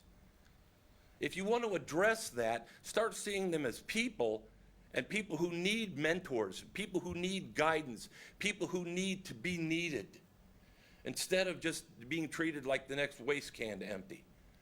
We don't need to relocate them. We need to humanize that situation and get it to the point where we see people and not problems. And so I'm asking the council to consider putting together some type of task force that can address these issues both at North Park and South Park, so that we can help these people, not penalize them. It's not always their fault that they're out there. If you've got a felony, you can't find a job real easy. Even right now, where everybody's still looking for employees, if you don't have a cell phone, try getting a job. You won't get one. If you don't have a permanent address, you won't get it. So it's not as easy as saying, well, just put them to work, because if I'm an employer, I want to know that I'm hiring somebody steady. I don't want to know that they've been on drugs, and I don't want to know that they're sleeping in the street, because I need to know that they're going to be keeping themselves healthy enough to come to work. So those of you who own businesses know exactly what I'm talking about. You're not going to just hire anybody off the street. So these people need training, but they need, most of all, is job coaches, people that will work with them to better themselves. But they can't do it alone. I lived in Geauga County, and I worked on the Economic Income Collaborative. And one of the things we found out is all this money we spend for rehab, putting them in jail, we could spend $28,000 a year on somebody to get them cleaned up, only to stick them right back into the ditch we brought them out of. And if we don't change the ditch, that's where they'll go. You can have all the programs and spend all the money in the world, but if you don't change their attitude of the town and change what's happening in that location, they're going to gravitate right back there. I have two examples, and I will end. We found a young lady who has some severe mental issues. Most people in the neighborhood know her. We found her family in New Jersey. Got her back to New Jersey. She's back here again because this is where her friends are. Another man went with his sister to South Carolina. He's back here again.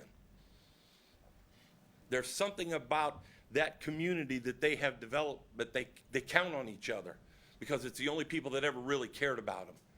So if we want to show them that we want to change this, we have to learn to care. And it's not about handouts. I'm at the point, too, I think the handouts are doing nothing more than enabling. But to change that, we have got to change the processes we use. If you want them to go someplace else, you're going to have to provide transportation for them to get to the services they need. Most of these people don't carry a watch to know what time they need to be at their appointments. They don't know how to get places. Most of them have been addicted so long they don't know what reality is anymore. You want to really learn about it? Take the council over there and come over every morning for a week and get to know them. I guarantee you it'll change you how you present these people to the rest of Ashtabula. Thank you.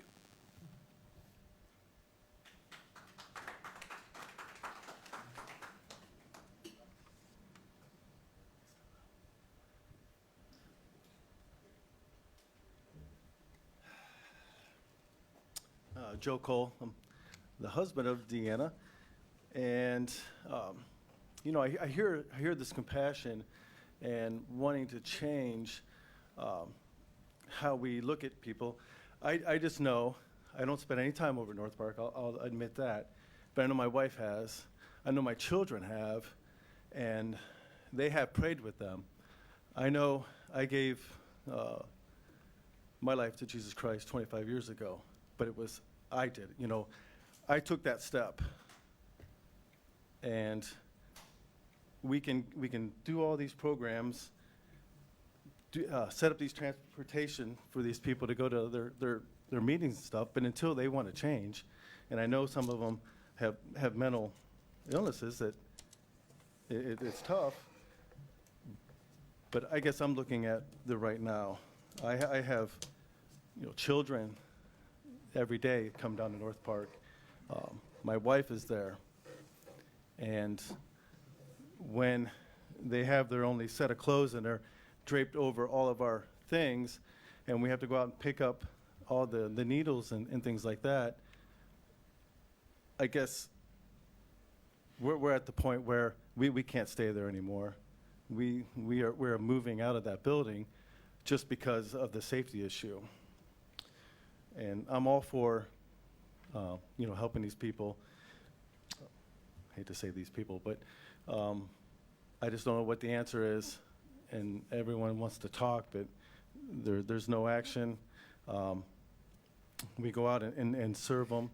Every program we have, the meals that are left over, we go over there. We talk with them. We do know a lot of them by name, and but I don't know what the answer is, I guess is what I'm saying, but I just wanted to express the safety issue that I deal with every day with my wife, having to ask them to leave pretty much every day just so she can, you know, get into the building.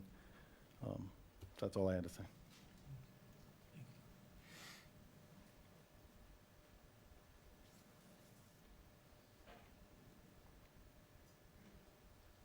Good evening, everybody. My name is Linda Hanna, and I live on West 43rd Street. I've been in Asthabula basically my whole life. I moved away for a few years, but I come back. I've been here. This is my home. Somebody had asked me if I'd be up in that park feeding the homeless a year ago. I would have told them I don't think so. But Ricky did ask me if I would volunteer some time. And when I retired, and I woke up every morning with nothing to do, one morning I woke up and I said, well, I'm gonna go up to the park today. Well, at that time it was at the church. So I did. And I'd never been really around homeless people before. I've been around drug addicts before though. So I can see that some of them are on drugs. And I feel for these people. But what we need here today is a solution. This is the only place that I've been, or I talked to people that live in other places. We don't have a homeless shelter. No place for these people to go. So we go up there for an hour in the morning and we feed them, and I really feel good about it. But when I get in my car and I drive off and I know these people are here and they have nowhere to go now, I feel really bad. What I think is Asthabula needs to stand up as a whole. We need to all get in this if we're gonna help save somebody's life. We need to get some of these buildings that I see, I ride around and I see all these old buildings just sitting there, nothing being accomplished in there. And I looked and I think to myself, this is sad. We build these condos over here, condos over there. We can't build a little homeless shelter for these people to at least have somewhere to go. Maybe some constructive something going on in there that maybe they might pick up and take a hold, because it's just not, you're just not gonna say, I'm not gonna do this today. You wanna say that, but if nobody is around you that you can talk to during that time that you're not doing anything, then you're gonna do bad things.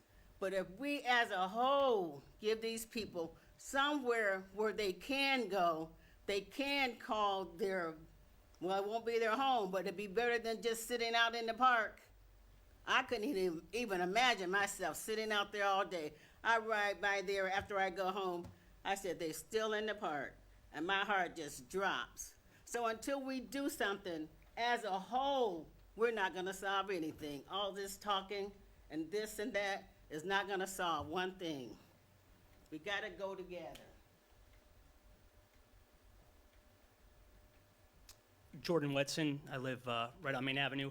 First and foremost, I want to say to those who are unaware, Steve Sargent, who's been a member of this community for many years, runs a wonderful homeless organization, Samaritan House, off Station Avenue, and that is a program that puts people on the path. And I know that when we think of homelessness, we think of what we're talking about now and these people who have been displaced due to illness, mental illness, addiction, and so on. And Samaritan House is 12 beds, and it's a 90-day program that works to put people in homes, find their housing, and find jobs. So first and foremost, that's what I wanted to say. I just want to commend Steve Sargent, who's been in this community and has run Samaritan House since the 80s. And I know not a lot of people know about Steve and his work, but I wanted to take a moment to recognize Steve and what he does, because it's very important. So, I live on Main Avenue, and I can speak to, what Ricky said and what other people have said too, is people do need to have the willingness to take control of their lives and take back control. And we need to give them the resources. I don't know how we go about doing that. We need to give them the information to help them get back on whatever path, a better path for themselves. But I see it at night. I DJ and I come home late at night, and I see people here at South Park sleeping on the benches, on the picnic tables, going by where Indian Trails is closed. You can see shelving piling up. You can see people with bikes, and one has a little toy, almost like a toy car, like a Power Wheels car. It was sitting on the ledge the other day, and I can smell the smell of campfires at night.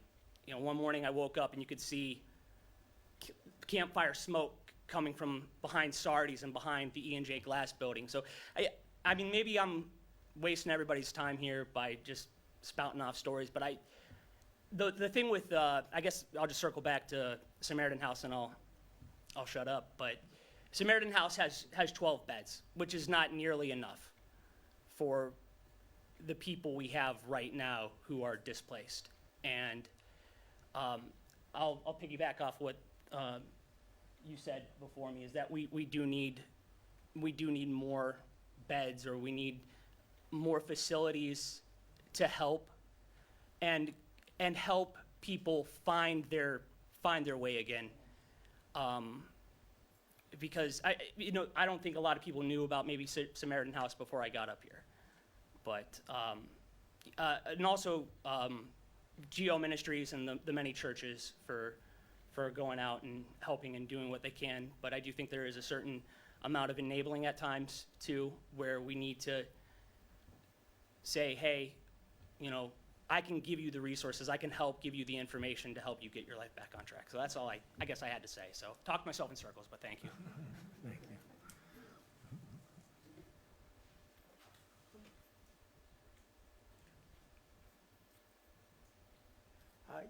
I would just reiterate that it has to be a multi-organizational approach. The city has to be involved. The churches have to be involved. The mental health organizations have to be involved. Maybe we can get Kent State Ashtabula to be involved, the vocational school, as far as after we get a building to put these people in and put a program in place so that there's rehabilitative education going on so that they can, as I said before, be productive members of society with a sense of self-esteem, a sense of self-worth, and feeling good about what they do in the place that they do it. And I truly believe that if we can manufacture vaccines at warp speed, if we can put people in space like we have recently, we certainly can be people of goodwill and conscience who come together to deal with what's becoming an unmanageable situation in our city. And I would hope that we would all have compassion, but also some tough love in dealing with this situation.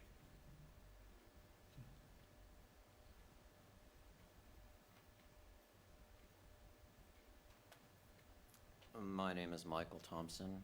I have the Ungwantari store on Main Avenue. I am on the executive committee for the Ashtabula Downtown Development Association. And so I have comments kind of across the spectrum. Everything I've heard tonight, can't disagree with. We have a big problem, and it's not going to get any smaller. And while I've heard a lot about how to address the symptoms of the problem, the one thing that I haven't heard is what is exacerbating the problem in the first place. And people don't like it when I say this, so I'm probably going to get little thanks for it, and that's okay because I'm used to that.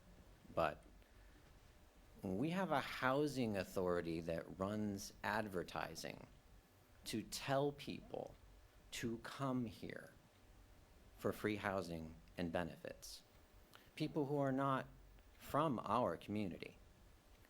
I have absolutely no issue with charity or helping people, and certainly think that in our community, we can help our people pretty easily. What we have is an exceedingly disproportionate share of a homeless issue because we're importing it. And it's been going on for decades. And maybe at the beginning when that started, it made sense. But now we're reaping the issue, the fruit, whatever you want to call it. The problem is being exacerbated. And it's unfortunate that our city solicitor is not here, because as far as Ashtabula City is concerned, it's you people are going to have to put your foot down about what the housing authority is doing. And you're the only ones that can. The rest of us can't do it. We can jump up and down and scream until we're blue in the face. But if they don't stop running ads that tell people they can come here to get benefits for things that they can't get in other places, they're not going to stop coming. And the problem is exacerbated. It's not just mental health. We all have compassion for that.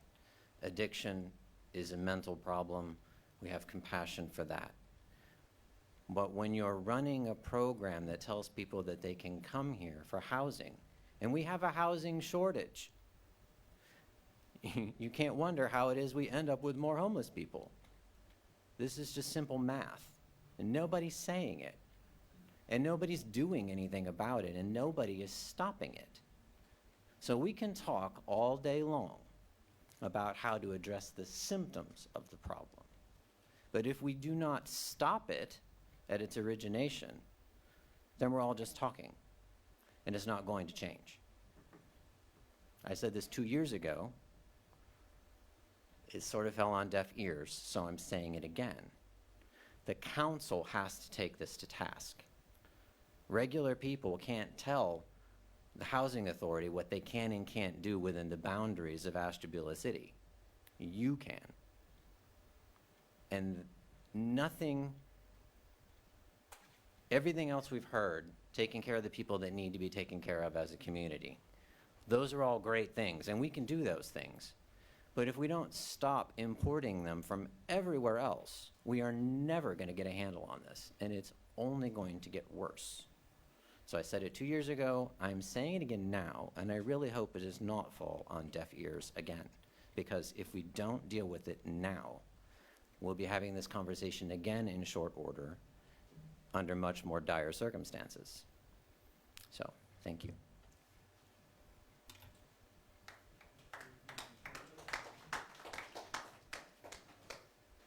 Ricky Turner again. So I forgot to tell you guys, we are opening up a new shelter. Not really a shelter, but it's more like a sleep center per night. Is where on Ann Avenue, where the old People Baptist Church was. We're doing the title work for it. We're waiting for the title to get done on that. So that is going to be taken care of.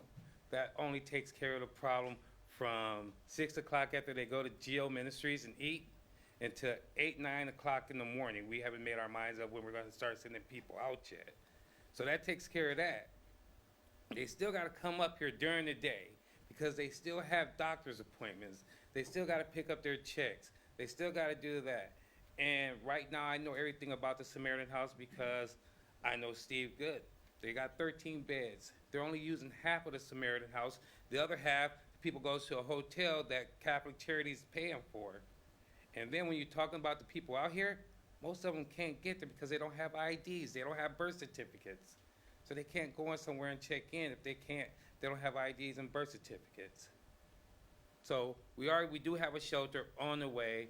The money was given to us by a couple. They came out, they actually came out, they hung with us, they seen what we did, and you know what? They said, hey, we want to help. So when it gets up, I'm coming to all y'all. So y'all can help too. All right. I'm with you, bud. Bye. Okay, I just want to thank council for allowing us to voice our opinions tonight. And in closing, there were a couple, I have like 2 pages of notes, but I know you don't want to hear them. But to the point of that we do need some type of resource center, I'm in agreement. And I'm all trying to think of what are our solutions to this problem. And in terms of the park, I need to say this first. My heart, I'm not from Ashtabula, but everybody knows that I believe in Ashtabula. And my heart is downtown. And I know, I'm going to cry. I know that all the work that these downtown merchants owners are giving, they are trying to create a living for themselves, but also create an environment for the public. We need in Ashtabula downtown to be the cleanest, safest, walking, living community in Ashtabula County. We have the police department, the fire department, the city hall here. They're depositing, investing millions of dollars to create residential spaces. It has to be safe. It has to be safe for us to encourage outsiders to come and invest their money in businesses. So that's my goal. My goal is to make sure we continue to have a vibrant downtown, and we cannot as it is now. When I started in Huntington Bank, I looked across the road at the park in 2009. We didn't have this issue. It started maybe 2012, 11, 12, something like that. And it has just got progressively worse. And so in terms of the park, I tried to think, and another thing, we cannot afford to lose churches because we have several churches downtown. They are our value add for downtown. We have educational, we have the Christian Faith Academy. If people know that there's a Christian Faith elementary school or junior high school, they will want to be here in this community because they think it's safe. If they know the school left because they had issues, why are they going to want to invest? We cannot afford to lose you. We can't afford to lose anyone. So I had been thinking, and I was hoping that Mr. Frankel was here. In terms of the park, we need to cut out the electricity because the lights are on in the gazebo all night. The Ashton Chemical electrical post that they built for our Christmas trees, they moved the picnic table over to that reciprocal, and they're charging their phones and whatnot in the gazebo and at those posts. So we need to have maybe lock boxes like we do on the city streets, or just cut the electric off so that they can't use that because they charge their phones there. Also, and I'm not being mean, I'm not trying to be mean, but we cannot feed them in that park. I apologize, but that's not where we feed them. We should feed them at the resource center that is going to offer the training or whatnot. If you feed them there, they're going to go there. That's a no-brainer.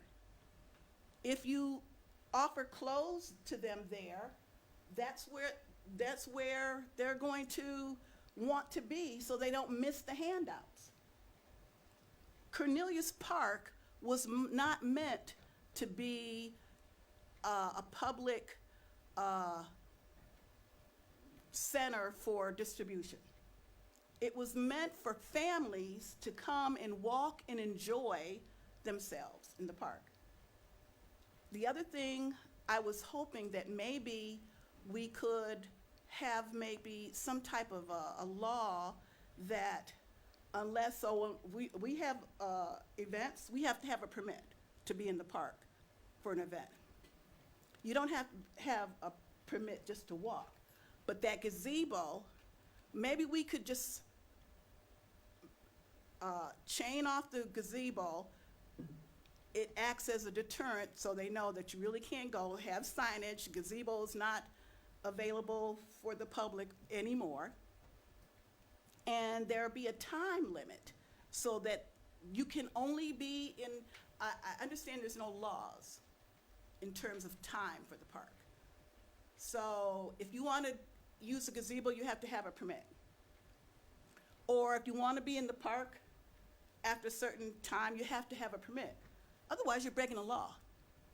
And little by little, we need to just retake that. And the same with South Park. The electric needs to be turned off there too. So I'm sorry, I'm not talking about the light, the timer lights, because you have to see. but I'm talking about the gazebos and the poles, the reciprocals and the poles. So, and to your point where you gathered information on individuals and sent them back to their relatives, but that they came back here, that's because those communities don't tolerate that. I'm just saying. Don't get mad. I'm not mad, thank you. Okay, but anyway, they don't tolerate that in their communities. It's easier for them to maybe operate here at this time. So I didn't mean to make anyone angry. I'm just trying to show passion. Okay, thank you, Marty. Okay. Okay.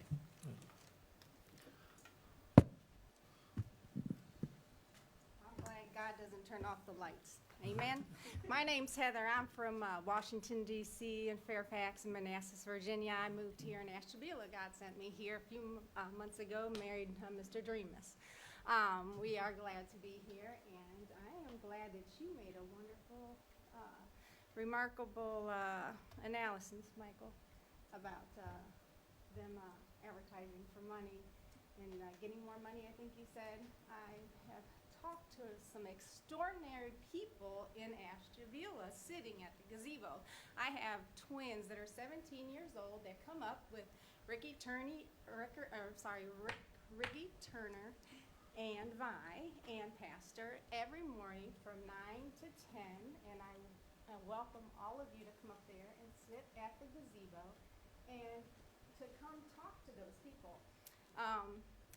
Tommy McCain, that you showed the picture of, the gentleman, he's a pastor's son here in Ashtabula.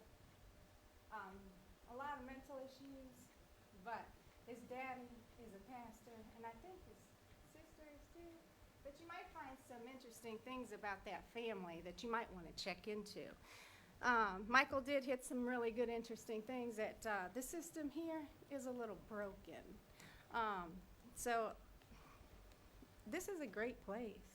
Ashtabula is beautiful, and this place is really interesting. And there's some extraordinary people that need some help, and they're not castaways. They don't deserve to sit in the dark. They don't deserve to have the power turned off, and they deserve to be fed. So we do need to reach out. We do need to love them, and I do agree with you, Ryan. Okay. You're right. If they are sending people to Ashtabula from other counties, you said Youngstown and other places, that's unacceptable. I was a contractor for the state of Virginia Heavy Highway, built bridges and things like that, so I've seen a lot of homeless, big tents, cities, thousands. You only got 400 people living underneath your bridge right now. You got children with no education living underneath your bridge right now, okay? There's a problem, but it's workable and it's fixable, okay? And there is hope for Ashtabula, but you're right. There are people being sent here that shouldn't be here. And if we could get those people at square one and other facilities and find out where they're coming from and tell them do not release them in our community, I agree, okay? I agree that the children at the Christian faith education, I'm not sure the school's name, I'm sorry, that is a plus. That does need to, you guys do need to be safe, okay? My husband, when we came here, he said, you're not going over there, okay? And so I understand protecting your wife, okay? But it is safe. There's not violence, okay? And I'm telling you, come out there with me. Come out there with me and feed them with me. Okay, come. I wouldn't take my two twins, 17 years old, out there every morning that play golf for Lakeside. And come feed the homeless. Like I said, Tommy McCain, there's you guys got a wonderful gentleman. His name's Tim. He has Tourette's. He plays football. He'll throw the football walking around. Great guy. Just get to know him. If you want to know your community, come out there to the park. Again, my name's Heather Dreamus. I love to get your number and talk with you. And you guys, Ashtabula is a beautiful place. I hope that you guys can pull this together. And I loved getting to know you guys. Thank you very much. Okay.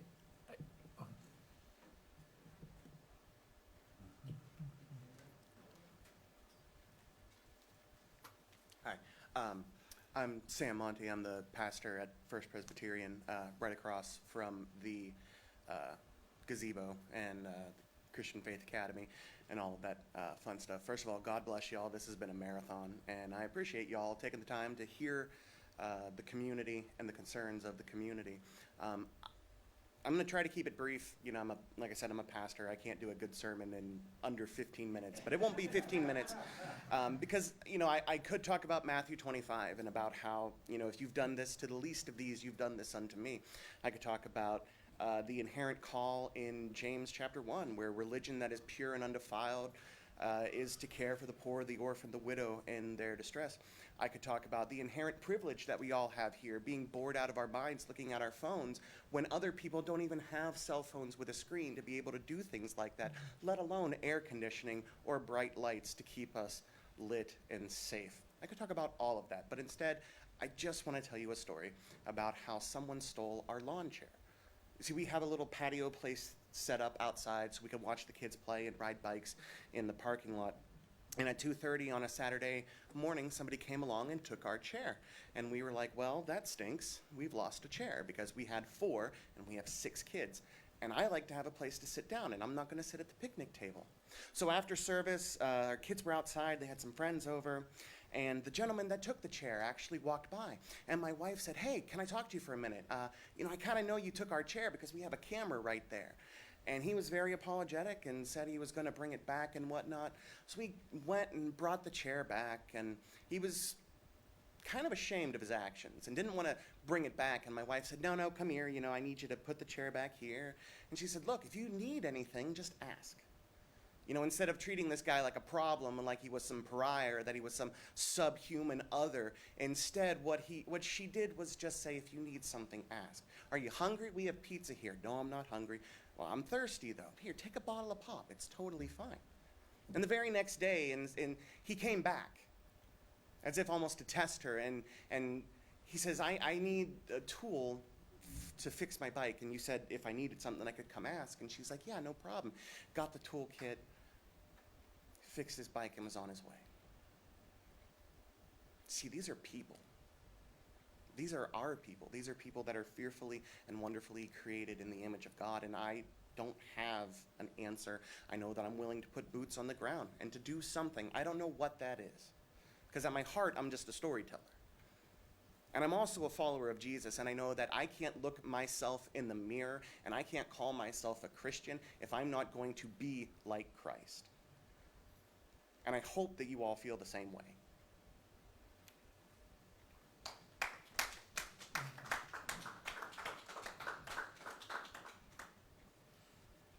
I'm going to step out. I'm going to say it again. It's not that we don't want certain people here. We don't want certain behaviors here. And for me, it's the drugs. For me, it's the concern about the drugs that are being sold from in the park, outside of my buildings. Sometimes we think it's probably happening inside our buildings. And, you know, this isn't about them and those horrible people and why don't they get a house, and it's about the behavior, and the behavior is a problem. So I'm stepping out. Thank Good night. Thank you. you. One thing I forgot to say, when the people are encouraged to come here for the housing, they can't qualify for it by the rules of many of the organizations that are here unless they are homeless. Not couch surfing, not staying with a relative, waiting for a place to live, being on a list. They have to literally be homeless.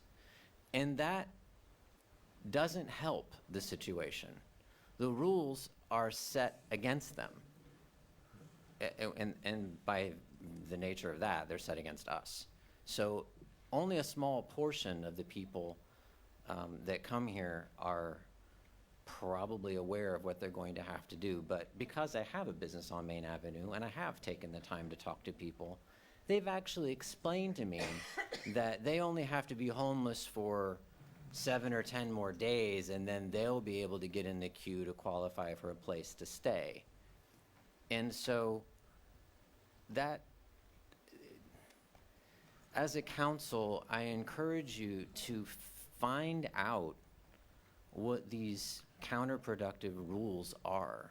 If the housing authority is going to be allowed to just continue to operate the way that they have and to tell people to come here, then the organizations that are formed to help people not be homeless need to have some rules that don't require people to live on the street while they're waiting for their place to stay. I mean, it's utterly ridiculous when you explore all the different rules and the conflicts between the rules themselves, what the people have to deal with, and what by nature we have to deal with. So, and to Marty's point, we work really hard, Marty in particular. Actually, I don't know anyone that works for downtown harder than Marty Cephas. I think that her blood is going to be in the pavement down here. But when we try to bring businesses into downtown, particularly down towards the end of North Park,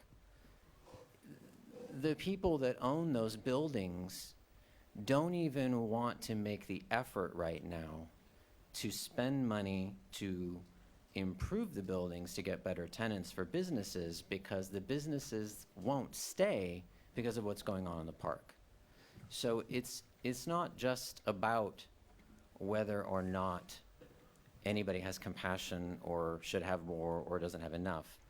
It is that there are organizations here trying to build business and to change the footprint for downtown Ashtabula particularly, and this situation is exacerbating all of those efforts.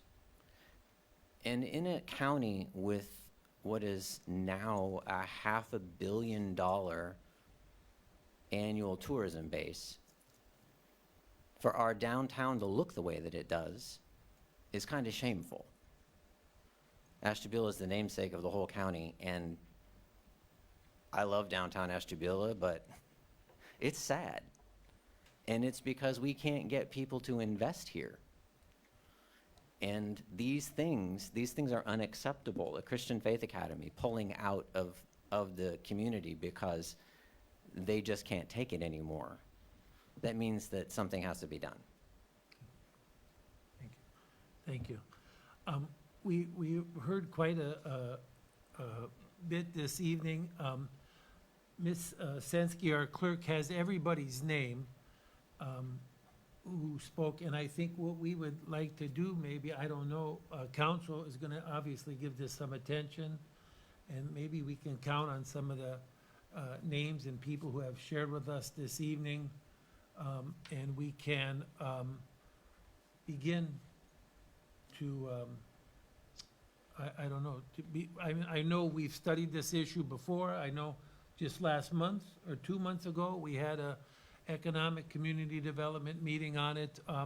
Now, I think we have a lot more, obviously, a lot more information, a lot more resources that we can, people that we can call on for information. Mr. Timonier, you want to say something? Yeah, but I do want to speak to a lot of what was spoken tonight, but Yeah. please, once you're done, I can. Yeah, so I guess, you know, there's so much that we've taken in tonight, so many different perspectives, and it's gonna, it's going to have to be brought to council where we can give this some attention. And I always say this, people don't like to hear this. Sometimes government takes time, but know that we will give this attention. We have in the past. It's a you've all shared with us tonight what a complicated issue this is. But we are certainly hearing you tonight, and we'll give it even more attention. Come up with some kind of plan, maybe as a council, working with the manager, the city, the police, calling upon some of you to help us even as we do that. Anybody else on council? Octavia, Ms. Harris? Thank you, Mr. President. Yes, I have a couple things I want to say. I'm going to keep it really short, and I'm going to let city manager say what he has to say.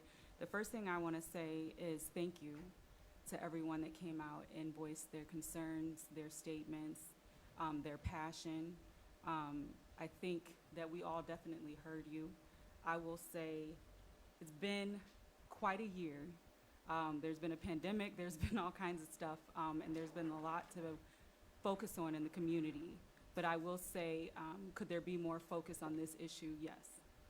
So I will say that this is something, as a council member, as a resident, as a parent, as an employee in this area, I would definitely like to be involved. I don't know if I should say this out loud or not, but maybe we have reason to have a meeting for community development coming up. I know that Ms. Haynes is very passionate about this as well. It's already been stated that she held a meeting specific to this topic. It was on Zoom, so maybe people didn't really know about it. There were some community organizations there that were present for that conversation that I think that maybe we should revisit again. Just some pointers that I wanted to say. I appreciate you, Mr. Bean, for saying that it's a multi-agency approach or multi-system, whatever we want to call it. It takes a lot of people. It's going to take groups and persons to really do something about this because there's a lot of problems. We've heard about mental health and substance use and homelessness and just other reasons why persons might be in the parks. Some things I just want to say out loud to maybe have written down or bring back up at some point. A question that came to my mind was why Main Avenue? You know, why are the individuals coming to Main Avenue? Why are they choosing to be in the parks that they're in? We can speculate, we may not know. And persons that have had conversations with the individuals, you may be very beneficial to this discussion.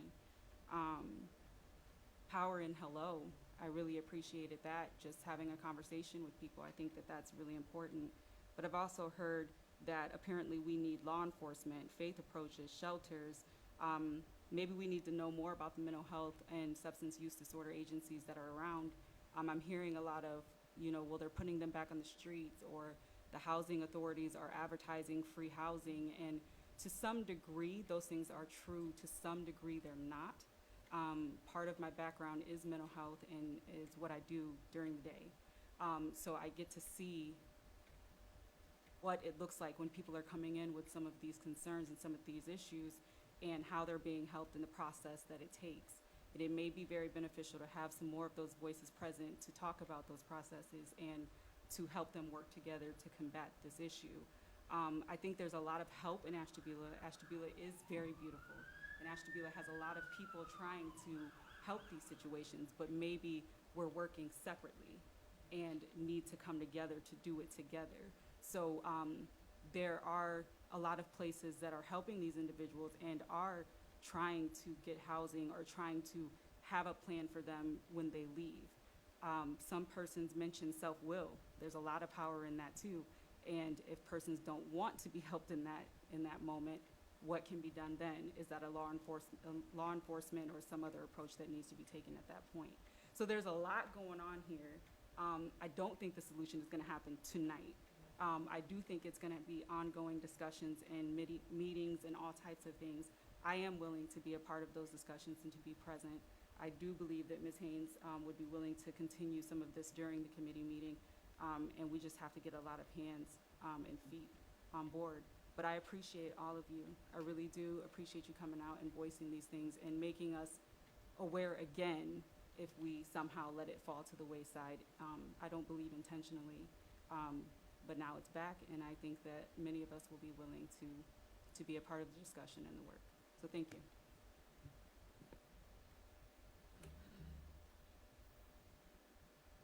Mr. President, thank you. Yeah, so first off, I appreciate everybody coming tonight and all the comments that were made, but there's a few things that I need to correct and of course work with you and council on here. First off, when it comes to development on Main Avenue, we in the last 2 or 3 years have seen no shortage of that. For many years, I think 8 years, 7 years, this council and I worked with the US EPA, the Ohio EPA, several other agencies on the Carlisle building to get that into an actual developer's hands that was going to do something with it. And now we're going to have apartments there, a multi-million-dollar investment. We have a multi-million-dollar investment going on Center Street with the Castle Block. Just behind us, another multi-million-dollar investment. And these are things that have happened over the years. One of the gentlemen mentioned that this wasn't a problem that was created overnight, and you are so true. This has been going on since the 50s and 60s here in the city of Ashtabula, and why is that? It's because the city of Ashtabula has had compassion for all of the citizens, and I wish Mr. Turner and Pastor were still here to correct me on some of these things that I'm saying, but one of the things in a seminar that I was present with them, and I know it's been mentioned a few times here, is when we call it these people. And I didn't realize until I started thinking in my own head how offensive I would take that. It is really about gaining trust and gaining access to people that have some of these issues in order to get them programmed or into situations where they can start to take care of themselves. And that's kind of the missing piece now, because we want to turn off their electric and we want to stop feeding them. And I will remind you, when I was asked to do this a couple years ago, all it did was move the problem down the road. And then I was told, don't do that anymore because they're affecting this area, let them go back. So I want to remind you of that. This is not about pushing the problem down the road. We have to find solutions for what is going on. We talk about these rehab centers. Back in June, the chief and I, along with some other members of my staff, had a meeting with one of those rehab centers in particular, because we knew that, yes, people are coming into this community to these rehab centers to get clean. And that's actually a very effective method, because you remove them from the people that they do drugs with, that they have the habits with. The problem was some of these places, when they just didn't like the behaviors that we talk about that we want to change in their places, they were just opening the door and saying, good luck to you. They weren't putting them back on a bus or back on a plane to send them back home. They were just letting them loose in the city. So the chief and I, along with other members of the staff, had a very serious conversation with them. And we believe that problem is correcting itself. There's been new policies and procedures put in place. We have been called in when people have tried to leave those places and just go onto the street. So we think that problem is starting to calm down a little bit. One of the other reasons you see a lot of people now congregating in North Park, we've had to do some board ups in some buildings down on Main Avenue, and unfortunately that was shelter for some people. So now they don't have that shelter anymore. So there are consequences to everything that we do, because there isn't that end-all solution of what happens to get people back into to be productive members of society, okay? So the city of Ashtabula, in my opinion, has done plenty when it comes to low income and homelessness since the 50s and 60s. 95% of low income housing in the county of Ashtabula, 95% is located within the city of Ashtabula. We opened our arms, we welcomed people here. 95%. This county's a big county.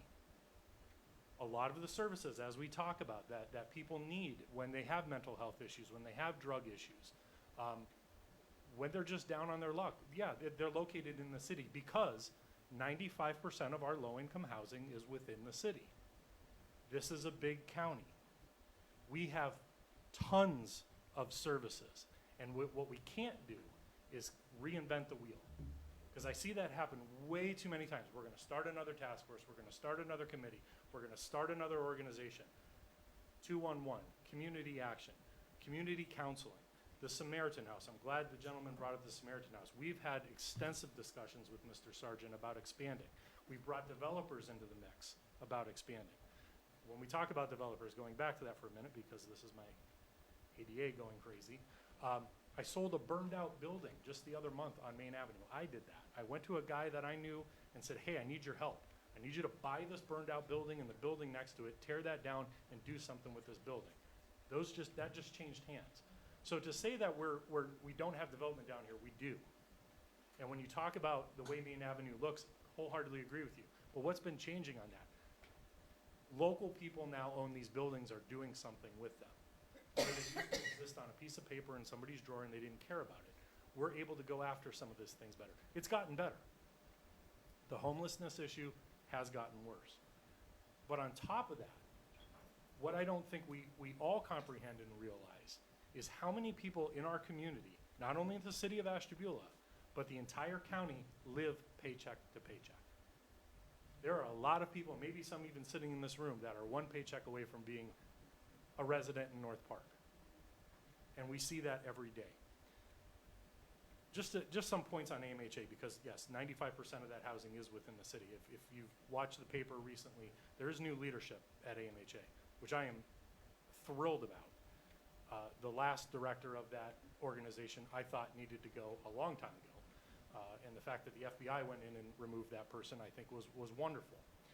I've always heard the myths of advertising outside. I've never been shown it. I don't dispute that it may or may not be happening. I don't know if it's our local or if it's HUD on the federal level doing that. But regardless if that advertising is going on, that stigma that we have out there that we are a place for help, number one, because of our compassion, and number two, because of the resources we have here, that's what draws people that are down on their luck here, okay? What we do not have the resources now that we may have had in the 50s and 60s is to be able to help people that are down on their luck and get them out on their own. We don't have enough of that tax base now just within the city of Ashtabula to cure this problem. And that's why I'm saying this is a big community. This is a big county. Some of the areas in this county need to step up. If there's going to be new low-income housing built, there's nothing that says it has to be built within the city of Ashtabula. We need housing, there's no doubt. We're pretty much at our limit. We may need more social resources, but we have plenty of them within the city of Ashtabula. They need to go elsewhere. In my opinion, we have done quite a bit for this situation, and more needs to be done. Don't get me wrong. I'm not trying to play the scapegoat here, but getting to know the people as has been talked about, and getting them willing to accept those services, I think, is probably the hardest part. I do recall a time where we went with Joe Valenick, and we went with Steve Sargent, and we went with many of the agencies and talked to 6 to 8 gentlemen that were down there. By the end of that conversation, they had all gone back and were working on those services. But later that night, most of them are back. I think only 2 gentlemen stayed the night at the Samaritan House. And by the next morning, they were back on the street. They just didn't want to either play by the rules that came with it, or were just so used to living on the street that that's all they know, and that's all they can comprehend. It is a lot of it is mental health and drug issues. There's no doubt. But gaining that trust and doing those things to try to help them get out of the situations that they're in, to find relatives that maybe are in other communities that may be able to assist. But it's not pushing them down the road. It really isn't. It's going to take not only the city of Ashtabula and all these people present here today, but it's going to take the townships, the villages, and the county to play ball as well. Because we can't do it on our own, just like none of the people in this room can do it on their own. We will continue to be involved in this. We have stepped up patrols. We are doing foot patrols as well. We definitely can do more, but it is a big city that we are taking care of, and sometimes things happen that require our attention as well. So absolutely, we will always be at the table. We will always be ready to help. But there are definitely, when I look at the services and the agencies and the resources that are available, nobody needs to be homeless. Nobody needs to be homeless. And I hate to say it's a choice, but it almost is a choice. But it's a choice because it's just all some people know right now. And it's about showing them that better life, and it's about showing them the better way, and gaining that trust that you're not just there to give them a bus ticket and move the problem down the road. It's about gaining that trust to get them into a better life. And I think that's what you hear everybody saying in one way or the other. But everybody's just got a kind of a little bit different angle of getting to it. So that's my hope, and absolutely whatever comes out of this, we will be on board. My administration will be on board. We deal with people that are on the brink every day. And I have been alerting council to this for months now. Now that the moratorium is done on rent and foreclosures and evictions, we are extremely nervous about what's going to happen. Because now you have people that may or may not have mental health issues and drug issues, but are just not going to have a place to live. And we're already getting those calls, and it's August 2nd. And that just went into effect yesterday. So there's a lot of things heading down this pipe as things continue here, and we need to be ready for it. Thank you. Thank you, Mr. Timmy. So, like I said, council will, like Ms. Harris said, we've had meetings on this. We certainly now will do this again. We will call on some of you for your assistance and your help, and we will do the best we can. The city's working on it, and with your help, maybe it's going to take a long time, make a dent, but we will try our best. So thank everybody for coming this evening. We appreciate you sharing with us, and always feel free to contact any counselor, contact the manager's office, whatever we can do, but we are willing to listen at any time. Thank you. Any council? We will call the meeting adjourned this evening. Our next meeting will be August 16th. Pre-council will not be on TV, will not be streaming, but the regular council meeting will. We are adjourned this evening. Thank you.